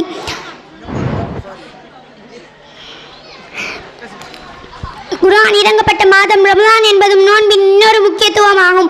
அல்லாஹ் கூறுகிறான், மனிதர்களுக்கு வழிகாட்டியாகவும் நேர்வழியின் தெளிவாக சான்றுகளாகவும் உண்மை பிரிக்கும் அளவுகோலாகவும் குர்ஆன் இறங்கப்பட்ட மாதம் ரமலான். பக்ரா 185. இன்றைய உலகில் மனிதன் எது சரி எது தவறு என்று அறிய முடியாமல் தவிக்கிறான். நோன்பு குர்ஆன் அந்த குழப்பத்திற்கு வழிகாட்டியாக உள்ளது. குர்ஆனும் நோன்பும் சேரும் போது மனிதனின் வாழ்க்கை ஒளிரடைகிறது. முடிவாக நோன்பு என்பது ஒரு மாதத்திற்கான சடங்கல்ல, முழு வாழ்க்கைக்கான பயிற்சி. இன்றைய உலகில் சோதனைகளுக்கு எதிராக நம்மை வலிமையாக்கும் ஆன்மீக ஆயுதம். நோன்பு நம்மை அல்லாஹ்வுக்கு நெருக்கமாக்கி நற்பண்புகளை வளர்த்து சமூகத்தில் நல்ல மாற்றத்தை உருவாக்குகிறது. அல்லாஹ் நம்மை நோன்பின் உண்மையான அர்த்தத்தை உணர்ந்து அதை வாழ்க்கையில் கடைபிடிக்கும் அடியார்களாக ஆக்குவானாக. வாஹித் தஅவானா அனில் அல்ஹம்துலில்லாஹி ரப்பில் ஆலமீன். அஸ்ஸலாமு அலைக்கும். மாஷா அல்லாஹ். அடுத்ததாக A Abida Zainab, doctor of Abubakar Siddique. தலைப்பு தொழுகை. அஸ்ஸலாமு அலைக்கும் வரஹ்மத்துல்லாஹி வபரகாத்துஹு. தொழுகை. பிஸ்மில்லாஹி வல்ஹம்துலில்லாஹி அஸ்ஸலாத்து வஸ்ஸலாமு அலா ரசூலுல்லாஹ். ரப்பி ஷ்ரஹ்லி சத்ரி வயஸ்ஸிர்லி அம்ரி வஹ்லுல் உக்ததம் மினல் லிசானி யஃப்கஹு கௌலி ரப்பி ஜித்னி இல்மா. ஒரு மனிதன் இவ்வுலகில் எவ்வளோ நன்மை செய்து பழக்கம் இருந்தால் அவனிடத்தில் தொழுகை இல்லை என்றால் நாளை மறுமையில் அந்த நன்மைக்கான ஒரு பயனும் இல்லை. ஒரு முஹ்மீனுக்கும் காஃபிருக்கும் இடையே வேறுபடுத்துவது தொழுகைதான். நபி ஸல்லல்லாஹு அலைஹி வஸல்லம் அவர்கள் கூறினார்கள், நிச்சயமாக மனிதர்களுக்கு இணை வைப்பு மற்றும் இணைமறுப்புக்கும் பாலமாக இருப்பது தொழுகை கைவிடுவதுதான். நம்பிக்கை கொண்டோர் முதல் செயலாக இஸ்லாம் தொழுகை அடலப்படுத்துகிறது. நாளை மறுமையில் மனிதனின் செயலில் முதலில் விசாரிக்கப்படுவது தொழுகைதான். தொழுகை சரியாக இருந்தால் ஒரு மனிதனுக்கு வெற்றியும் இரற்றும் உண்டாகும். தொழுகை சீர்கட்டி இருந்தால் ஒரு மனிதனுக்கு நஷ்டமும் இழப்பும் தான். அல்லாஹ் குர்ஆனில் கூறுகிறான், அவர்களுக்கு பூமியை சுகமாக்கி தந்தார் அவர்கள் தொழுகையை முழுமையாக கடைபிடித்து சக்காத்தும் கொடுப்பார்கள். நல்லதை செய்து தீமையை விட்டு விலகி இருப்பார்கள். அவர்களின் நல்முடிவு அல்லாவிடம் இருக்கின்றது. எவர் தொழுகையை முழுமையாக கடைபிடித்துக் கொள்வாரோ அவர் சொர்க்கத்தில் கண்ணியப்படுத்தப்பட்டவர்களாக இருப்பார்கள். ஆதமின் மகன் சஜிதா வசனத்தை ஓதி சிறுக்கம் செய்தால் ஷைத்தான் அழுது கொண்டே கூறுவான், அந்தோ எனக்கு வந்த நாசமே, ஆதமின் மகனுக்கு அல்லாஹ் சிறுக்கம் செய்யுமாறு கட்டளையிட்டான், அவன் செய்தான் அவனுக்கு சொர்க்கம். எனக்கும் அல்லாஹ் சிறுக்கம் செய்யுமாறு கட்டளையிட்டான், நான் மறுத்து விட்டேன், எனக்கு நரகம்தான். யார் தொழுகையை வீணெடுத்து மன இச்சையை பின்பற்றுவாரோ அவருக்கு இடையே சந்திப்பார். சொர்க்கத்தில் உள்ளவர்கள் நரகாசிடம் கேட்டார்கள், சகர் என்னும் நரகில் உங்களை நுழை வைத்தது எது? அதற்கு அவர்கள் கூறுவார்கள், தொழுபொருளில் இன்றும் நாங்கள் இருக்கவில்லை. எனவே தொழுகையை முழுமையாக கடைபிடித்து தொழுபொருளாக அல்லாஹ் என்னையும் உங்களும் ஆக்கில் புரிவானாக. ஆமீன் ஆமீன். வாஹிது தௌஹான அனில் முஹம்மதுல்லாஹி ரப்பில் ஆலமீன். அஸ்ஸலாமு அலைக்கும். மாஷா அல்லாஹ். அடுத்ததாக M Rizwana, doctor of Mohammed Yasin. தலைப்பு அரிஷின் நிழல். அஸ்ஸலாமு அலைக்கும் வரஹ்மத்துல்லாஹி வஅலா பரகாத்துஹு. எனக்கு இங்கே கொடுக்கப்பட்டுள்ள தலைப்பு அர்ஷின் நிழல். நாளை மறுமை நாள் எப்படி இருக்கும் என்று நினைத்து பார்க்கவே அச்சமாக இருக்கிறது. மனிதர்கள் எப்போது தனது பாவங்களுக்கு தக்கவாறு வியர்வை நீதி மூழ்கியிருப்பார்கள். சிலர் நீண்டு கொண்டிருப்பார்கள். அந்த நாளில் 7 வகையான கூட்டத்தினர்களுக்கு அல்லாஹ் தன்னுடைய மேலான அரிசி நிழலை கொடுப்பார். அதன் கீழ் அவர்கள் நிம்மதியாக இருப்பார்கள் என்று நபி ஸல்லல்லாஹு அலைஹி வஸல்லம் அவர்கள் கூறினார்கள். 1 நீதிமிக்க தலைவர், 2 இறை வழிபாட்டின் இணைப்பை காய்த்த இளைஞர், 3 இறை இல்லத்தோடு உள்ளத்தை பிணைத்து கொண்டவர், 4 இறைவனுக்காக ஒருவரை ஒருவர் நேசித்து கொண்டவர், 5 அழகும் செல்வாக்கும் கொண்ட பெண்மணியின் ஆசைக்கு இணங்க மறுத்தவர், 6 இடது கரம் தெரியாமல் வலது கரத்தால் இறைவழியில் செலவு செய்தவர், 7 தனிமையில் அல்லாஹ்வை நினைத்து கண்ணீர் சிந்திய ஒருவர். அல்லாஹ் மறுமை நாளில் நம் அனைவருக்கும் அர்ஷின் நிழலில் இருக்கக்கூடிய பாக்கிய தருவானாக. ஆமீன் ஆமீன் யா ரப்பல் ஆலமீன். அஸ்ஸலாமு அலைக்கும் வரஹ்மத்துல்லாஹி வஅலா பரகாத்துஹு. மாஷா அல்லாஹ். அடுத்ததாக J Amina Zainab, doctor of Jafar Mohammed. தலைப்பு 3 நாள் பசியும் அல்லாஹ்வின் உதவியும். அஸ்ஸலாமு அலைக்கும் வரஹ்மத்துல்லாஹி வபரகாத்துஹு. எனக்கு கொடுக்கப்பட்டுள்ள தலைப்பு 3 நாள் பசியும் அல்லாஹ்வின் உதவியும். ஒரு சமயம் பாத்திமா ரலியல்லாஹு அன்ஹா அவர்கள் 3 நாள் குடும்பத்தினரும் 3 நாள் பட்னியாக இருந்தார்கள். குடும்பத்தின் பசி பட்னி பொறுக்காமல் பிரியமான புது துணி ஒன்றை தனது கணவர் அலி ரலியல்லாஹுவிடம் கொடுத்து, இத்துணியை விற்று பணம் கொண்டு வாருங்கள் என்று சொன்னார்கள். மனைவி கொடுத்த துணியை 6 திரகங்களுக்கு விற்றார்கள். ஆனால் அந்த 6 திரகங்களும் சில ஏழைகள் அலி ரலியல்லாஹுவிடம் ஏதாவது தாருங்கள் என்று கேட்டபோது அப்படியே தர்மம் செய்து விட்டார்கள். வரும் வழியில் ஒரு மனிதர் ஒட்டகத்தை பிடித்து கொண்டு நின்று அலி ரலியல்லாஹு பார்த்தவுடன், அபுல் ஹசன் அவர்களே, இந்த ஒட்டகத்தை வாங்கி கொள்கிறீர்களா என்று கேட்டார்கள். என்னிடம் பணம் இல்லையே. அலி ரலியல்லாஹு சொன்னார்கள், பரவாயில்லை, இந்த ஒட்டகத்தை நான் தவணை முறையில் விற்பனை செய்கிறேன், பணத்தை பிறகு தரலாம், அதை பற்றி கவலை இல்லை என்று சொன்னார்கள். உடனே 100 திரகங்களுக்கு விலை பேசி ஒட்டகத்தை வாங்கி கொண்டார். சிறிது தூரம்தான் சென்றிருப்பார். மற்றொரு அரபி மனிதர் ஒருவர் அங்கு வந்து, அபுல் ஹசன் அவர்களே, இந்த ஒட்டகத்தை விற்பனை செய்வீர்களா என்று கேட்டார்கள். ஆச்சரியப்பட்ட அலி ரலியல்லாஹு அவர்கள், நான் இந்த ஒட்டகத்தை 100 திரகங்களுக்கு வாங்கினேன், நீர் எவ்வளோ திரகங்கள் வாங்கீர் என்று கேட்டார்கள். அப்படியானால் நான் இந்த ஒட்டகத்தை 160 திரகங்களை வாங்கிக் கொள்கிறேன் என்று சொன்னார்கள். சிறிது தூரம் சந்தோஷமாக நடந்து கொண்டிருந்தார். அப்போது முதலில் தவணை முறையில் கொடுத்தவர், அபுல் ஹசன் அவர்களே, இந்த ஒட்டகத்தை விற்பனை செய்து விட்டீராம் என அலிரலிலான்னு சொன்னார்கள். எனக்கு கொடுக்க வேண்டிய 100 திரகங்களை தாருங்கள் என்று கேட்டார்கள். அலிரலிலா அவர்கள் 100 திரகங்களை கொடுத்து மீதி 60 திரகங்களை மனைவியிடத்தில் கொடுத்தார். பாத்திமா ரலிலா அவர்கள், நான் கொடுத்த துணியிற்கு இவ்வளவு பணமா, எப்படி கிடைத்தது என்று கேட்டார்கள். அலிரலிலா சொன்னார்கள், உங்கள் துணியை 6 திரகங்களுக்கு விற்றேன், அல்லாவுக்காக வியாபாரம் செய்தேன், அவன் நமக்கு 60 திரகமாக கொடுத்தான். பாத்திமா ரலிலா அவர்கள் சந்தோஷம் தாங்கவில்லை. உடனே அலி ரலிலா அவர்கள் நபி ஸல்லல்லாஹு அலைஹி வஸல்லம் அவர்களுக்கு போய் நடந்த சம்பவங்களை சொன்னார். இதை கேட்ட நபி ஸல்லல்லாஹு அலைஹி வஸல்லம் அவர்கள், அலியே, உன்னிடம் ஒட்டகத்தை கொடுத்தவர் யார் தெரியுமா? அவர்தான் ஜிப்ரீல் அலைஹிஸ்ஸலாம். உன்னிடமிருந்து ஒட்டகத்தை வாங்கினவர் யார் தெரியுமா? அவர்தான் மீகாயில் அலைஹிஸ்ஸலாம். இன்னும் கேட்டுக்கொள், அந்த ஒட்டகம்தான் கியாமத் நாளில் பாத்திமா ரலியல்லாஹு அன்ஹா அவர்கள் வாகனம். அல்லாஹ் யாருக்கும் கொடுக்காத 3 சிறப்புகளை அல்லாஹ் உமக்கு வழங்கியுள்ளான். ஒன்றாவது, உன்னுடைய மனைவி சுவன பெண்களின் தலைவி. இரண்டாவது, உன்னுடைய 2 மகன்கள் ஹசன் ஹுசைன் சுவன வாலிபவர்களுக்கு தலைவர்கள். மூன்றாவது, உன்னுடைய மாமனார் ரசூல்மார்களுக்கு தலைவர்கள். ஆகையால் உமக்கு வழங்கப்பட்டுள்ள இந்த பாக்கியங்களுக்கு அல்லாஹ்வுக்கு நன்றியுடையவனாக நீர் இருந்து வருவீராக என்று பசாரத் கூறினார்கள். இத்துடன் என் உரையை முடித்துக் கொள்கிறேன். வாகிது தவானா அல்ஹம்துலில்லாஹி ரப்பில் ஆலமீன். அஸ்ஸலாமு அலைக்கும் வரஹ்மத்துல்லாஹி வபரகாத்துஹு. மாஷா அல்லாஹ். அடுத்ததாக S Asmiya Fathima, doctor of Syed Ali. தலைப்பு எதற்கு வெட்கப்படுவது? எல்லோருக்கும் என்னுடைய சலாம். அஸ்ஸலாமு அலைக்கும் ரஹ்மத்துல்லாஹி வபரகாத்துஹு. பிஸ்மில்லாஹிர் ரஹ்மானிர் ரஹீம். எனக்கு கொடுக்கப்பட்டுள்ள தலைப்பு எதற்கு வெட்கப்பட வேண்டும், எதற்கு வெட்கப்பட வேண்டும்? பாவம் செய்ய வெட்கப்படுவதும் நபிமார்களின் பொன்மொழியில் ஒன்று, உனக்கு வெட்கம் இல்லை என்றால் நாடியதை செய்து கொள் என்பார்கள். எனவே வெட்கம் இல்லாதவன் பாவம் செய்வான், வெட்கமுள்ளவன் பாவம் செய்ய மாட்டான். இன்று அதிகமான தவறுகள் நடக்குது. அரைகுறை ஆடைகள் சாதாரணமாகிவிட்டது, மது அதிகமாகிவிட்டது, விபச்சாரம் பெருகிவிட்டது, பொய், மோசடி, ஏமாற்றம் என்று பல தவறுகள் நடக்குது. இதற்கு காரணம் வெட்கம் இல்லை. இறையச்சமுள்ளவன் பாவம் செய்ய வெட்கப்படுவான். நபி ஸல்லல்லாஹு அலைஹி வஸல்லம் அவர்கள் அதிகம் வெட்கமுடையவர்கள் என்று ஹதீஸ்களில் வருகிறது. அதிகம் வெட்கமுடையவர்கள் என்றால் அதிகம் இறையச்சமுடையவர். எனவே நாம் நம் வாழ்வில் பாவம் செய்ய வெட்கப்பட வேண்டும். நாம் அனைவரும் நற்குணத்தோடு வாழ்வதற்கு அல்லாஹ் கிருபை செய்வானாக. ஆமீன் ஆமீன் யா ரப்பில் ஆலமீன்.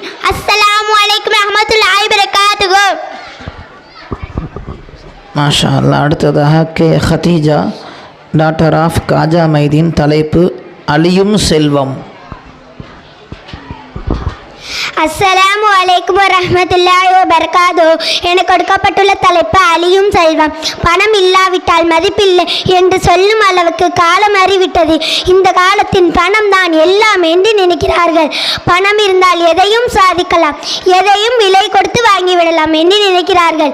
எல்லாவற்றிற்கும் முதலாளி பணமாகிவிட்டது. பணம் தான் பதவியை, கல்வியை, தலைமைத்துவத்தை தீர்மானிக்கிறது. பலரின் வாழ்க்கை துணையை தீர்மானிக்கிறது. இங்கு பணத்திற்கு தான் அதிக மரியாதை கொடுக்கின்றார்கள். மனித சமூக அனைத்து தடங்களும் இங்கு பணமாய் மாறிப்போனதை நாம் பார்க்கின்றோம். விபச்சாரம், திருட்டு, கொள்ளை, கொலை, ஆள் கடத்தல், போதை பொருள் கடத்தல், லஞ்சம், ஊழல், கலப்படம், நில மோசடி, காப்பீடு மோசடி, பங்கு சந்தை மோசடி எல்லாம் கொண்டிருக்கிறார். இறைவன் குர்ஆனில் கூறும் பொழுது, செல்வம் மீது நீங்கள் அளவு கடந்த மோகம் கொண்டுள்ளீர்கள். நபி ஸல்லல்லாஹு அலைஹி வஸல்லம் அவர்கள் கூறினார்கள், ஆதமின் மகனுக்கு ஒரு நீரோடை நிறைய பொன் வழங்கப்பட்டால் அதனுடன் 2வது நீரோடை நிறைய வேண்டுமென விரும்புவான் என ஹதீஸ் கூறுகின்றது. இன்னொரு இடத்தில் மனிதன் 2வது ஆசைகள் வளர்கின்றார். 1வது பொருளாசை, 2வது நீண்ட நாள் வாழ ஆசை என்று நபி ஸல்லல்லாஹு அலைஹி வஸல்லம் அவர்கள் கூறினார்கள். அல்லாஹ் தஆலா சுருக்கமாக சொல்கின்றான், இந்த பொருளும் பிள்ளைகளும் உலக நிலையற்ற அலங்காரம் என்று சொல்கின்றான். எனவே நாம் பணத்திற்கு கொடுக்கும் மரியாதை விட மனிதர்கள் குணத்தை மதிப்போம். பணத்தின் மீதுள்ள ஆசையை குறைப்போம், உலக ஆசையை குறைப்போம், மறுமை ஆசையை அதிகப்படுத்துவோம். நான் ஒரு அமலை சொல்லவா? குடும்ப உறவுகளை பேணி வாழுங்கள். நீண்ட ஆயுள் வேணுமா? குடும்ப உறவுகளை பேணி வாழுங்கள். தாய் வழி உறவு, தந்தை வழி உறவு, சகோதர வழி உறவு, திருமண வழி உறவு, நட்பு வழி உறவு, எல்லா வகை உறவுகளையும் பேணி பாதுகாக்க வேண்டும். அவர்கள் உங்களை வேண்டாம் என்று சொன்னாலும் நீங்கள் அவர்களோடு சேர்ந்து வாழ முயற்சிக்க வேண்டும். ஈமான் கொண்டவர் உறவுகளை சேர்ந்து வாழ்வார்கள். ஈமான் கொண்ட நாம் உறவை ஈயாக நினைத்து விரட்டிவிடக் கூடாது. நம் இரத்த பந்தம் என்ற அடிப்படையில் அந்த உறவை இரத்தத்தோடு இரத்தமாக சேர்ந்து வாழ வேண்டும். அல்லாஹ் அப்படிப்பட்ட பாக்கியத்தை நம் அனைவருக்கும் தருவானாக. ஆமீன் ஆமீன் யா ரப்பல் ஆலமீன். அஸ்ஸலாமு அலைக்கும் வரஹ்மத்துல்லாஹி வபரகாத்துஹு. மாஷா அல்லாஹ். அடுத்ததாக K M Isma, daughter of Mohammed Yusuf. தலைப்பு அதிகம் சிரிப்பது பற்றி அன்னலாரின் எச்சரிக்கை.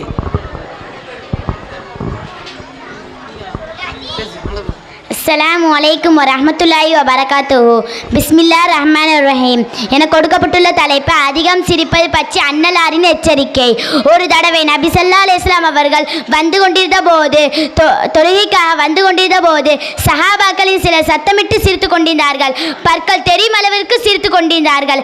அதை கண்டு நபி ஸல்லல்லாஹு அலைஹி வஸல்லம் அவர்கள் கூறினார்கள், நீங்கள் மரணம் அதிகமாக நினைவு கொள்வீர்களானால் நான் காணக்கூடிய நிலை உங்களுக்கு ஏற்படாது. எனவே மரணம் அதிகமாக நினைவு கொள்ளுங்கள். ஏனெனில் கபராயிரது ஒவ்வொரு நாளும் சத்தமிட்டு கொண்டே இருக்கிறது. நான் ஆதரவற்ற வீடாயிருக்கிறேன், நான் தனிமையில் வீடாயிருக்கிறேன், நான் மண் வீடாயிருக்கிறேன், நான் புழுக்களின் வீடாயிருக்கிறேன் என்று சொல்லிக்கொண்டே இருக்கும். ஒரு முஃமினான மனிதர் கபரில் அடக்கப்பட்டால் அந்த கபராயிரது உன் வரவு நல்வரவாகட்டும், நீ வந்துவிட்டாய், மிக நல்லது. பூமியில் மீது நடமாடி இருப்பதில் எனக்கு மிக பிரிவினாக இருந்தார்.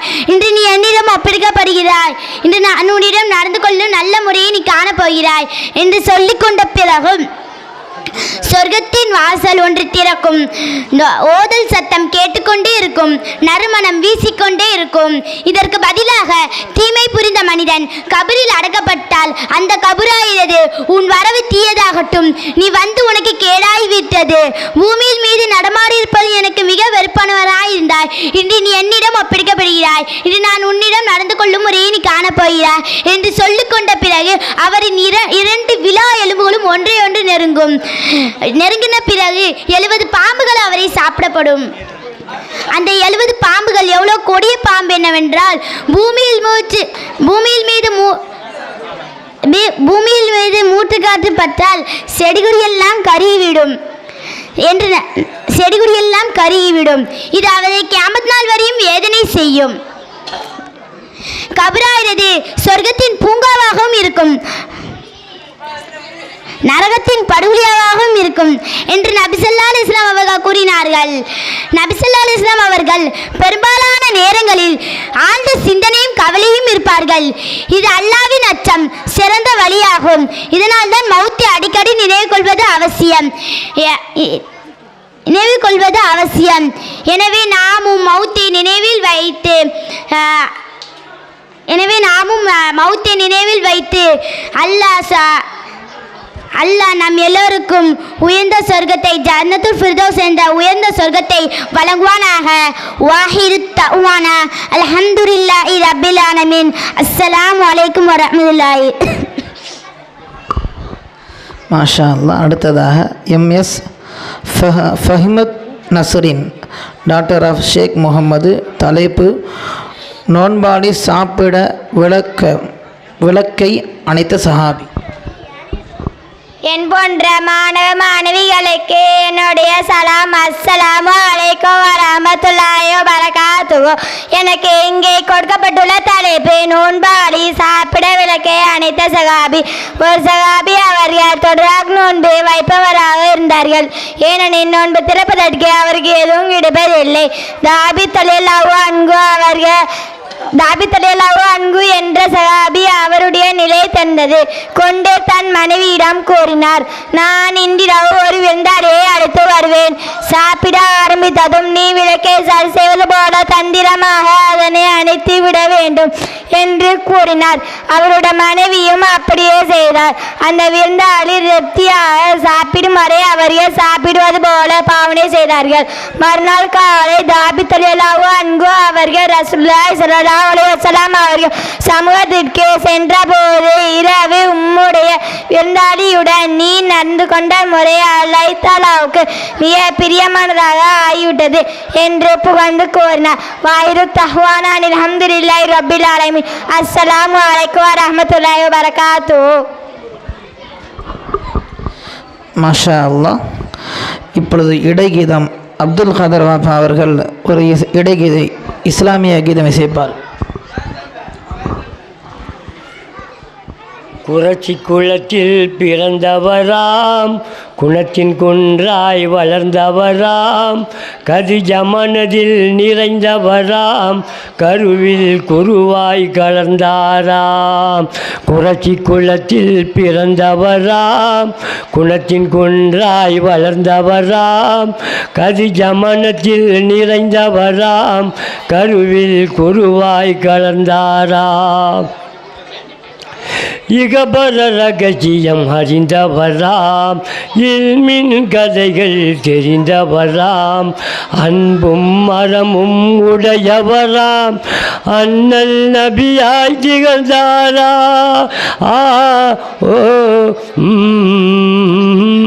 குறச்சி குளத்தில் பிறந்தவராம், குணத்தின் குன்றாய் வளர்ந்தவராம், கதிஜ மனத்தில் நிறைந்தவராம், கருவில் குருவாய் கலந்தாராம். நூறில்லாஜியை பார்த்தாராம், ஈமனை அவரிடம் கொடுத்தாராம்.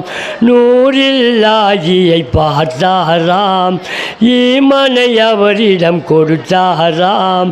நபியை அருகினில் அழைத்தாராம், நபியை அருகினில் அழைத்தாராம், ரகுமானியத்தை அழைத்தாரா.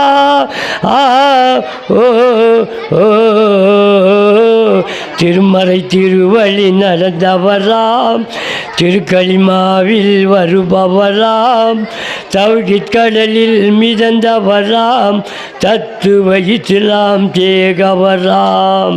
குறச்சி குளத்தில் பிறந்தவராம், குணத்தின் குன்றாய் வளர்ந்தவராம், கதிஜ மனத்தில் நிறைந்தவராம், கருவில் குருவாய் கலர்ந்தாராம். ஓ வெண்ணிலா, ஓ வெண்ணிலா, நபி வருவாரா சொல் வெண்ணிலா. ஓ வெண்ணிலா,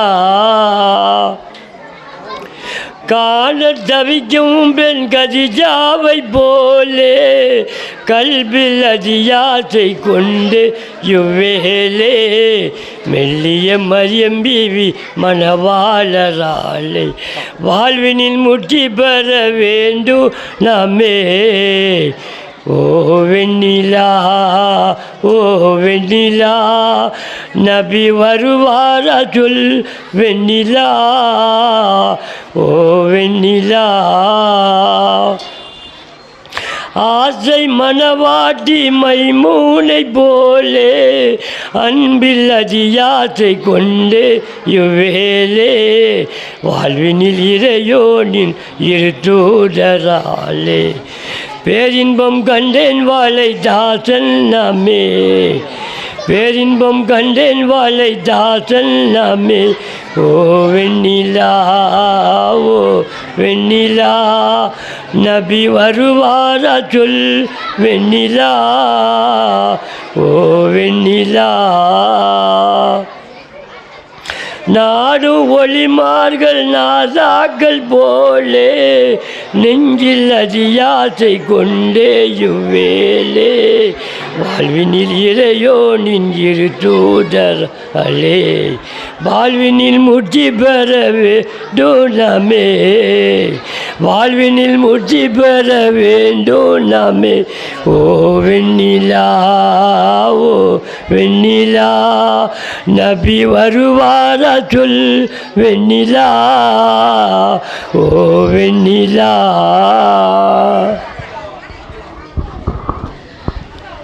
அடுத்ததாக ரஹீம் பள்ளியின் இமாம் அஹமது லப்பை ஆலிம் உஸ்மானி ஹதரத் அவர்கள் இப்பொழுது நமக்கு முன்னால் ஒரு இஸ்லாமிய கீதம் இசைப்பார்கள்.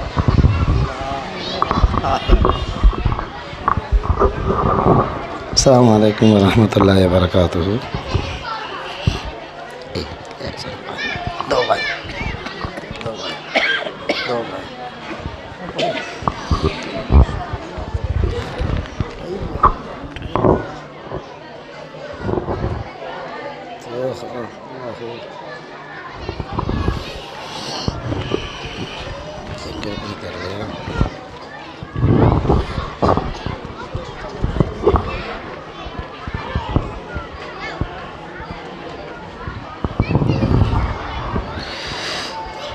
தென்றல் உறங்கிய போதும் திங்கள் உறங்கிய போதும் கண்கள் உறங்கிடுமா காண கண்கள் உறங்கிடுமா காண கண்கள் உறங்கிடுமா. திங்கள் உறங்கிய போதும் தென்றல் உறங்கிய போதும் கண்கள் உறங்கிடுமா காண கண்கள் உறங்கிடுமா காண கண்கள் உறங்கிடுமா. மதினா ராஜரே முல்லை மலரின் வாசரே மலரின் வாசரே மனதில் உங்களை நாடி பாடுகின்றேனே பாடுகின்றேனே. நேர்மை என்னும் பாலம் மீது ஏறி செல்லவே ஹாதியா முஹம்மதை கைத்தாரும் வல்லலே. வருந்தும் எனது நெஞ்சம் வதனை நாடி கெஞ்சும் கண்கள் உறங்கிடுமா காண கண்கள் உறங்கிடுமா காண கண்கள் உறங்கிடுமா. திங்கள் உறங்கிய போதும் தென்றல் உறங்கிய போதும் கண்கள் உறங்கிடுமா காண கண்கள் உறங்கிடுமா காண கண்கள் உறங்கிடுமா. பொறுமை நபிகளின் தூய புனிதமேனியை புனிதமேனியை பார்த்து மகிழனும் நானும் பார்த்து மகிழனும் மனம் சாந்தி அடையனும். அங்கமெல்லாம் தங்கமான சங்கை நபிகளின் அழகை எந்தன் விழிகளாலை பார்த்து மகிழவே. அங்கமெல்லாம் தங்கமான சங்கை நபிகளின் அழகை எந்தன் விழிகளாலை பார்த்து மகிழவே. அல்லாஹ் உன்னிடம் கேட்கும் ஏழை எனது தேட்டும் இன்று நிறைவேறுமா இல்லை நாளை நிறைவேறுமா இந்த வேலை நிறைவேறுமா. அல்லாஹ் உன்னிடம் கேட்கும் ஏழை எனது தேட்டும் இன்று நிறைவேறுமா இல்லை நாளை நிறைவேறுமா இந்த வேலை நிறைவேறுமா. திங்கள் உறங்கிய போதும் தென்றல் உறங்கிய போதும் கண்கள் உறங்கிடுமா காண கண்கள் உறங்கிடுமா காண கண்கள் உறங்கிடுமா. ஆதி ஒளியிலே பிரிந்து ஜோதியானதை ஜோதியானதை சுவன சோலையில் பற்றி வடிவமானதை வடிவமானதை. உயிர் போகும் முன்னே வாழ்வில் ஒரு முறையேனும் இரண்டு விழிகள் பார்த்து எந்தன் இதயம் மகிழனும். உயிர் போகும் முன்னே வாழ்வில் ஒரு முறையேனும் இரண்டு விழிகள் பார்த்து எந்தன் இதயம் மகிழனும். அல்லாஹ் உன்னிடம் கேட்கும் ஏழை எனது தேட்டம் இன்று நிறைவேறுமா இல்லை நாளை நிறைவேறுமா இந்த வேலை நிறைவேறுமா. அல்லாஹ் உன்னிடம் கேட்கும் ஏழை எனது தேட்டம் இன்று நிறைவேறுமா இல்லை நாளை நிறைவேறுமா இந்த வேலை நிறைவேறுமா. தென்றல் உறங்கிய போதும் திங்கள் உறங்கிய போதும் கண்கள் உறங்கிடுமா காண கண்கள் உறங்கிடுமா காண கண்கள் உறங்கிடுமா. மலரை தேடியே தேன் ஈக்கள் ஓடுமே, ஈக்கள் ஓடுமே. கரும்பை தேடியே எறும்பு கூட்டம் சாருமே, கூட்டம் சாருமே. ஈயரும்பு போல எந்தன் இதயமானதை இரண்டு விழிகள் பார்த்து எந்தன் இதயம் மகிழனும். ஈயரும்பு போல எந்தன் இதயமானதை இரண்டு விழிகள் பார்த்து எந்தன் இதயம் மகிழனும். அகமது லப்பை நானும் அண்ணல் நபியை காணும் பாக்கியம் தந்திடுவாய் இறைவா, பாக்கியம் தந்திடுவாய், எங்களுக்கு பாக்கியம் தந்திடுவாய்.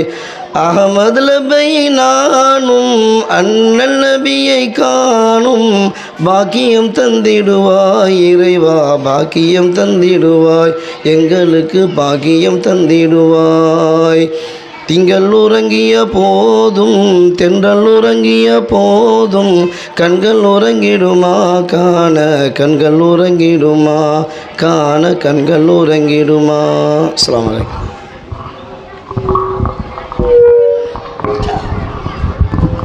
ஜஸாக்கும் அல்லாஹ் ஹைரன் ஃபித்தாரின். அடுத்ததாக அஸ்மாஉல் ஹுஸ்னா S Umaira daughter of Shahul Hameed, M D Thahira daughter of Tabile Alam, M Zakira Banu daughter of Mohammed Hanifa, E K Hajara doctor of Kader Meeran, M Mohammed Umaira daughter of Mohideen Pillai. 5 பேரும் அஸ்மாஉல் ஹுஸ்னா சொல்லுவாங்க.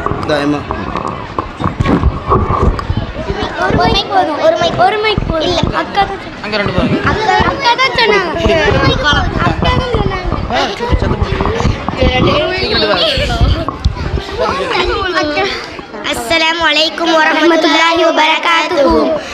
أسألك يا من هو الله الذي لا إله إلا هو الرحمن الرحيم الملك القدوس السلام المؤمن المهيمن العزيز الجبار المتكبر الخالق البارئ المصور الغفار القهار الوهاب الرزاق الفتاح العظيم القابل الباسط الغافر الرافع المعز المذل السميع البصير الحكم العدل اللطيف الخبير العليم العليم الغفور الشكور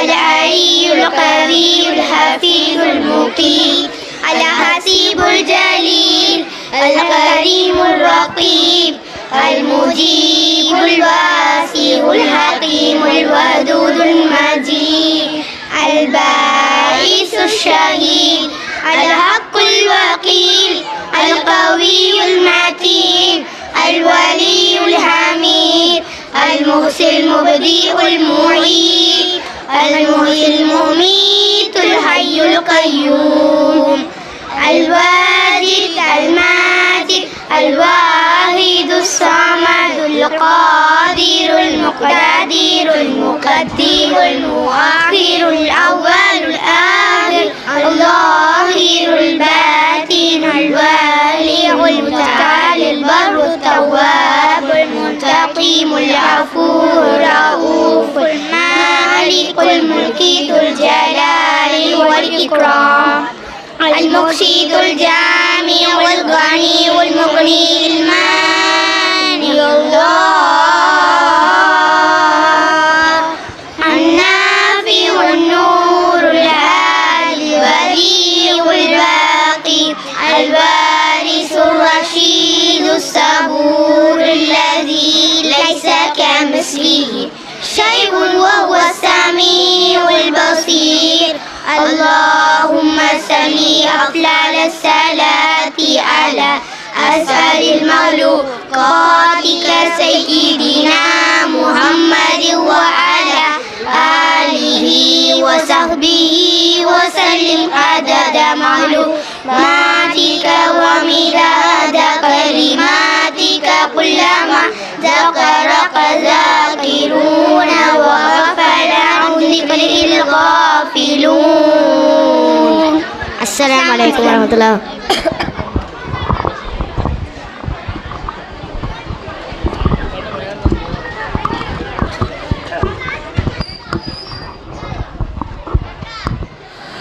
அஸ்ஸலாமு அலைக்கும் வரஹ்மத்துல்லாஹி வபரகாத்துஹு. அல்ஹம்துலில்லாஹ், பிள்ளைங்கள் நிகழ்ச்சி நிறைவடைஞ்சிருச்சு. இன்ஷா அல்லாஹ் இனிமே நாளைக்கு ஒரு 5 மணி அளவில் மாலை நேரத்தில் பட்டிமன்றம் நடக்கும். மக்ரிபுக்கு பின்னாடி ஆலிமா அந்த பட்டமளிப்பு விழா நிகழ்ச்சி ஆரம்பிக்கும். அதுக்கு முன்னாடி இன்றைக்கி நிகழ்வு முடிவதுக்கு முன்னாடி ஒரு சிறியதாக நம்ம மதரசா பற்றி உள்ள ஒரு சின்ன ஒரு வரலாறு. நம்ம தம்ரீனுல் அத்ஃபால் மக்தப் மதரசா உருவான வரலாறு கிட்டத்தட்ட இந்த வருஷத்தோட 23 வருஷம் ஆகுது இந்த மதரசா ஆரம்பித்து. ஆரம்ப காலத்தில் ஷாவுலசத்துடைய மாணவனாக இருந்த நான் இன்றைக்கி அல்லாவுடைய கிருபையில் ஒரு ஆலிமாக இன்றைக்கி அதே மதரசாவில் உஸ்தாதாக பணிபுரியக்கூடிய பாக்கியத்தால், பெரும் பாக்கியத்தால் எனக்கு அழைச்சிருக்கிறான். ஆரம்பத்தில் இதே உச்சிலுடி தெருவில் தான் மருகும் ரஹீம் அவங்க வீட்டில், அப்போ அவங்க வீட்டில் அரிசி கடை, அரிசி மூட்டையாக இருக்கும் வாசலில். அந்த அரிசி மூட்டைக்கு நடுவில் தான் நாங்கள்லாம் பாட ஓதுவோம். ஷாகுல் அசத்து மாசான்னு சொன்னால் தான் தெரியும். தம்ரீனுல் அத்ஃபால்ங்கிற ஒரு பெயரே ஆரம்பத்தில் கிடையாது. ஷாகுல் அசத்து மாசான்னு சொன்னால் இந்த சுற்று வட்டாரத்தில் எல்லாத்துக்கும் தெரியும். பெயர் இல்லாமல் புகழ்பெற்ற ஒரே மக்தப் மதரசா எங்கள் ஷாகுல் அசத்து மதரசா தான். பெயரே கிடையாது. இன்றைக்கி எத்தனையோ பேர், இன்றைக்கி பெயர்கள் புதுசாக வந்துருச்சு, ஆனால் பிரபலியம் இல்லை. ஆனால் பெயரே இல்லாமல் புகழ்பெற்ற ஒரே மக்தப் மதரசா அந்த மேலப்பாடத்துலன்னு சொன்னால் அது எங்கள் ஷாகுல் அசத்து மதரசா தான். எல்லாரும் கேட்டான்னு சொல்லுவாங்க, ஷாவுல் அசத்து மாசாவில் ஓதுறேன். அப்படி அப்போ ஷாவுல் அசத்து மாசாவா? அப்போ நல்ல ஓதுவானி. அப்போ அவ்வளோ பிள்ளைங்க அந்த அரிசி மூட்டைக்கு மத்தியில் நாங்கள் ஓதணும். அவங்க மருகும் ரஹீம் அவங்க வஃபாத் ஆகிட்டாங்க. இன்ஷா அல்லாஹ் நாங்கள் ஓதுன அந்த ஓதருடைய பரக்கத் இன்ஷா அல்லாஹ் அவங்க கபூர்லேயே அல்லாஹ் அவங்க மன்னர் எல்லாம் ஒளிமயமாக்குவான். இன்னைக்கு அந்த வீடுகளில் இருந்து எத்தனை பிள்ளைங்க ஓடி இன்னைக்கு வெளியே போயிருக்கிறாங்களோ அத்தனை பிள்ளைங்களை ஓடக்கூடிய ஒவ்வொரு எழுத்துக்கும் அவங்களுக்கு கபூரில் அல்லாஹ் ஒளி அல்லாஹ் தருவான். அவங்களுக்கு சொர்க்கத்தில் உயர்ந்த அந்தஸ்து அல்லாஹ் தருவான். இந்த மதரசா ஆரம்பித்தது அந்த வீட்டில் வச்சு தான். சில காலங்கள், அந்த சில ஆண்டுகள் அங்கே தான் நடந்துச்சு. அங்கே தான் நான் மாசால முதல்ல மாணவனாக சேர்ந்தேன். அதுக்கு பின்னாடி இப்போ நம்ம மதரசாவுக்கு ரொம்ப உறுதுணையாக இருக்கக்கூடிய, உதவியாக இருக்கக்கூடிய அனஸ் ஹாஜியார் அவங்க வீட்டில் வச்சு இன்னைக்கு எந்த குடோனில் இன்னைக்கு மாசா நடக்குதோ அந்த வீடுகள்லாம் உருவாருக்கு முன்னாடி அந்த வீட்டில் வச்சு சில காலங்கள் மதரசா நடந்துச்சு. அதுக்கு பின்னாடி தான் மேலே தெருவில் அது அவங்க புதுசாக ஒரு வீடு வாங்கினாங்க. அந்த வீடு புதுசாக வாங்கி முதல்ல கொடுத்தன அவங்க வீட்டில் யாரும் போகலை. அந்த வீட்டுக்குள்ளே முதல்ல காலடி எடுத்து வச்சது நாங்கள் தான். மாசா பிள்ளைங்கள்லாம் வாங்க அந்த வீடை கிளீன் பண்ணுவோன்னு சொல்லி கூட்டு போனாங்க. அந்த வீட்டை தண்ணி வசதி எதுவுமே கிடையாது. ஆனால் அந்த நேரத்தில் போர் போடும் பொழுது எங்கள் அதிரத்து சொன்னாங்க, சாவுல் அதிரத்து, பிள்ளைங்க நீங்கள் எல்லாம் பரக்கத்தானவங்க, உங்கள்கிட்ட ஒரு குர்ஆன் வசனத்தை நான் சொல்கிறேன். சும்ம கசது குலூபுக்கு மிம்பாதி வேலைக்கு கல் ஹிதாரத்திய வசத்து கஸ்வான ஒரு வசனம் ஒன்று வரும். அந்த வசனத்தில் அல்லாஹ் இந்த சில உள்ளங்கள் கல்லஞ்ச மாதிரி இருக்கும், சில உள்ளங்கள் சில பாறைகள் உடஞ்ச தண்ணீர் பீரிட்டு வெளியே ஒரு தண்ணீர் சம்பந்தமாக சொல்லக்கூடிய ஒரு வசனம். அந்த வசனத்தை பத்ரு சஹாபாக்கள் எண்ணிக்கையால் 313 தடவை நீங்கள் எல்லாம் உட்காந்து ஓதி தண்ணியில் ஊதி அந்த போர் போடக்கூடிய அந்த இதில் நீங்கள் ஊற்றணும். அதை கொண்டு இந்த வீட்டில் அந்த தண்ணீர் பறக்கத்தான் வரணும்னு சொல்லிட்டு நாங்கள் மற்ற மாதம் ஓதும் போது பிள்ளைகள்லாம் சேர்ந்து அந்த குர்ஆன் வசனத்தை 313 தடவை ஓதி அந்த போர் போடும் அதில் ஊதணும். இன்னும் இது வரைக்கும் அந்த வீட்டில் அந்த தண்ணி பறக்கத்தான் இருக்குது. அது அந்த பிள்ளைங்களுடைய பறக்கத்து. அப்படி இந்த மதரசா உருவான அந்த வரலாறு இன்னைக்கு பல பேர் நினைக்கிறாங்க இது புதுசாக தோன்றின மதரசா அப்படின்னு மாதிரி சில பேர் பேசுகிறாங்க. ஆனால் இது புதிதாக தோன்றிய மாசா இல்லை. இது இந்த மாசாவுடைய வரலாறு சுமார் 23 ஆண்டுகள். தம்ரீனுல் அத்ஃபால்ங்கிற பேர் பின்னாடி தான் வந்துச்சு. அதுக்கு என்ன அர்த்தம் சொன்னால் குழந்தைகளின் பயிற்சி கூடம், குழந்தைகளுக்கு பாடம் நடத்துகிறாங்க. ஆனால் அந்த பெயரும் சிறப்பான பெயர் தான்.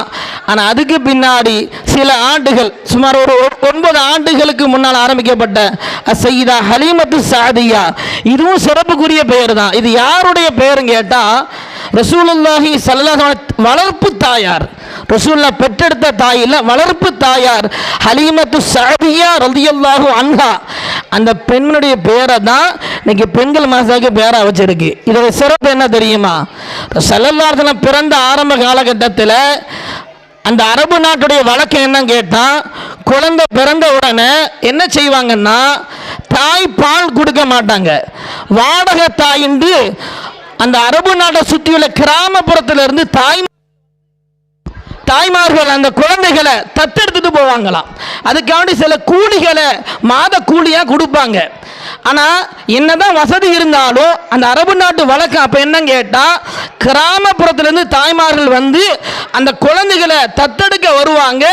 இந்த குழந்தைக்கு தாய் தந்தை இருந்தாலும் சரிதான், அந்த அம்மா மாட்ட கொடுத்து வளர்க்க சொல்லுவாங்க. ஏன்னு கேட்டால், கிராமப்புறத்தில் பண்பாடு நல்லா இருக்கும், ஒழுக்கம் நல்லா இருக்கும். அந்த ஒழுக்கமுள்ள பிள்ளைகளாக அந்த அரபு நாட்டு பிள்ளைங்க வளரணுங்கிற நோக்கத்தில் கொடுக்கப்பட்டவங்க தான் முஹம்மது நபி ஸல்லல்லாஹு அலைஹி வஸல்லம். இந்த முஹம்மதுக்கு பண்பாடு வரணும், இந்த முஹம்மது ஒழுக்கமாக வளரணும் அப்படிங்கிற நோக்கத்தில் தான் அந்த ஹலீமத்து சாதியாங்கிற பெண்கிட்ட ஒப்படைக்கப்பட்டாங்க ரசூலுல்லாஹி ஸல்லல்லாஹு அலைஹி வஸல்லம். அந்த மாதிரி இன்னைக்கு பெண்களுக்கு மத்தியில் ஒழுக்கம் வரணும், பண்பாடு வரணும்.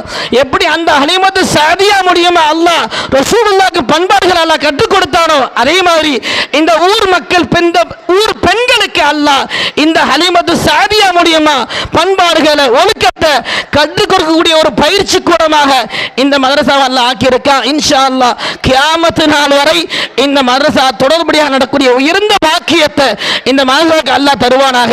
இந்த மதரசாவுக்கு இதுவரைக்கும் யாரெல்லாம் உடலால், பொருளால், செல்வத்தால், ஒத்துழைப்பால் யாரெல்லாம் உதவி செய்தார்களோ, உதவி செய்து கொண்டிருக்கிறார்களோ, இந்த மக்களின் செல்வத்தில் அல்லாஹ் பரக்கத் செய்வானாக.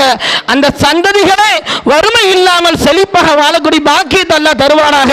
இனி வரக்கூடிய காலங்களில் பரக்கத்தாக மனம் வந்து சிறப்பாக அவர்கள் அதிகமாக இந்த மதரசாவுக்கு தான தர்மம் கொடுக்கக்கூடிய பாக்கியத்தையும், இந்த மதரசாவுக்கு முழு ஒத்துழைப்பு தரக்கூடிய பாக்கியத்தையும் அல்லாஹ் தந்தருள் புரிவானாக.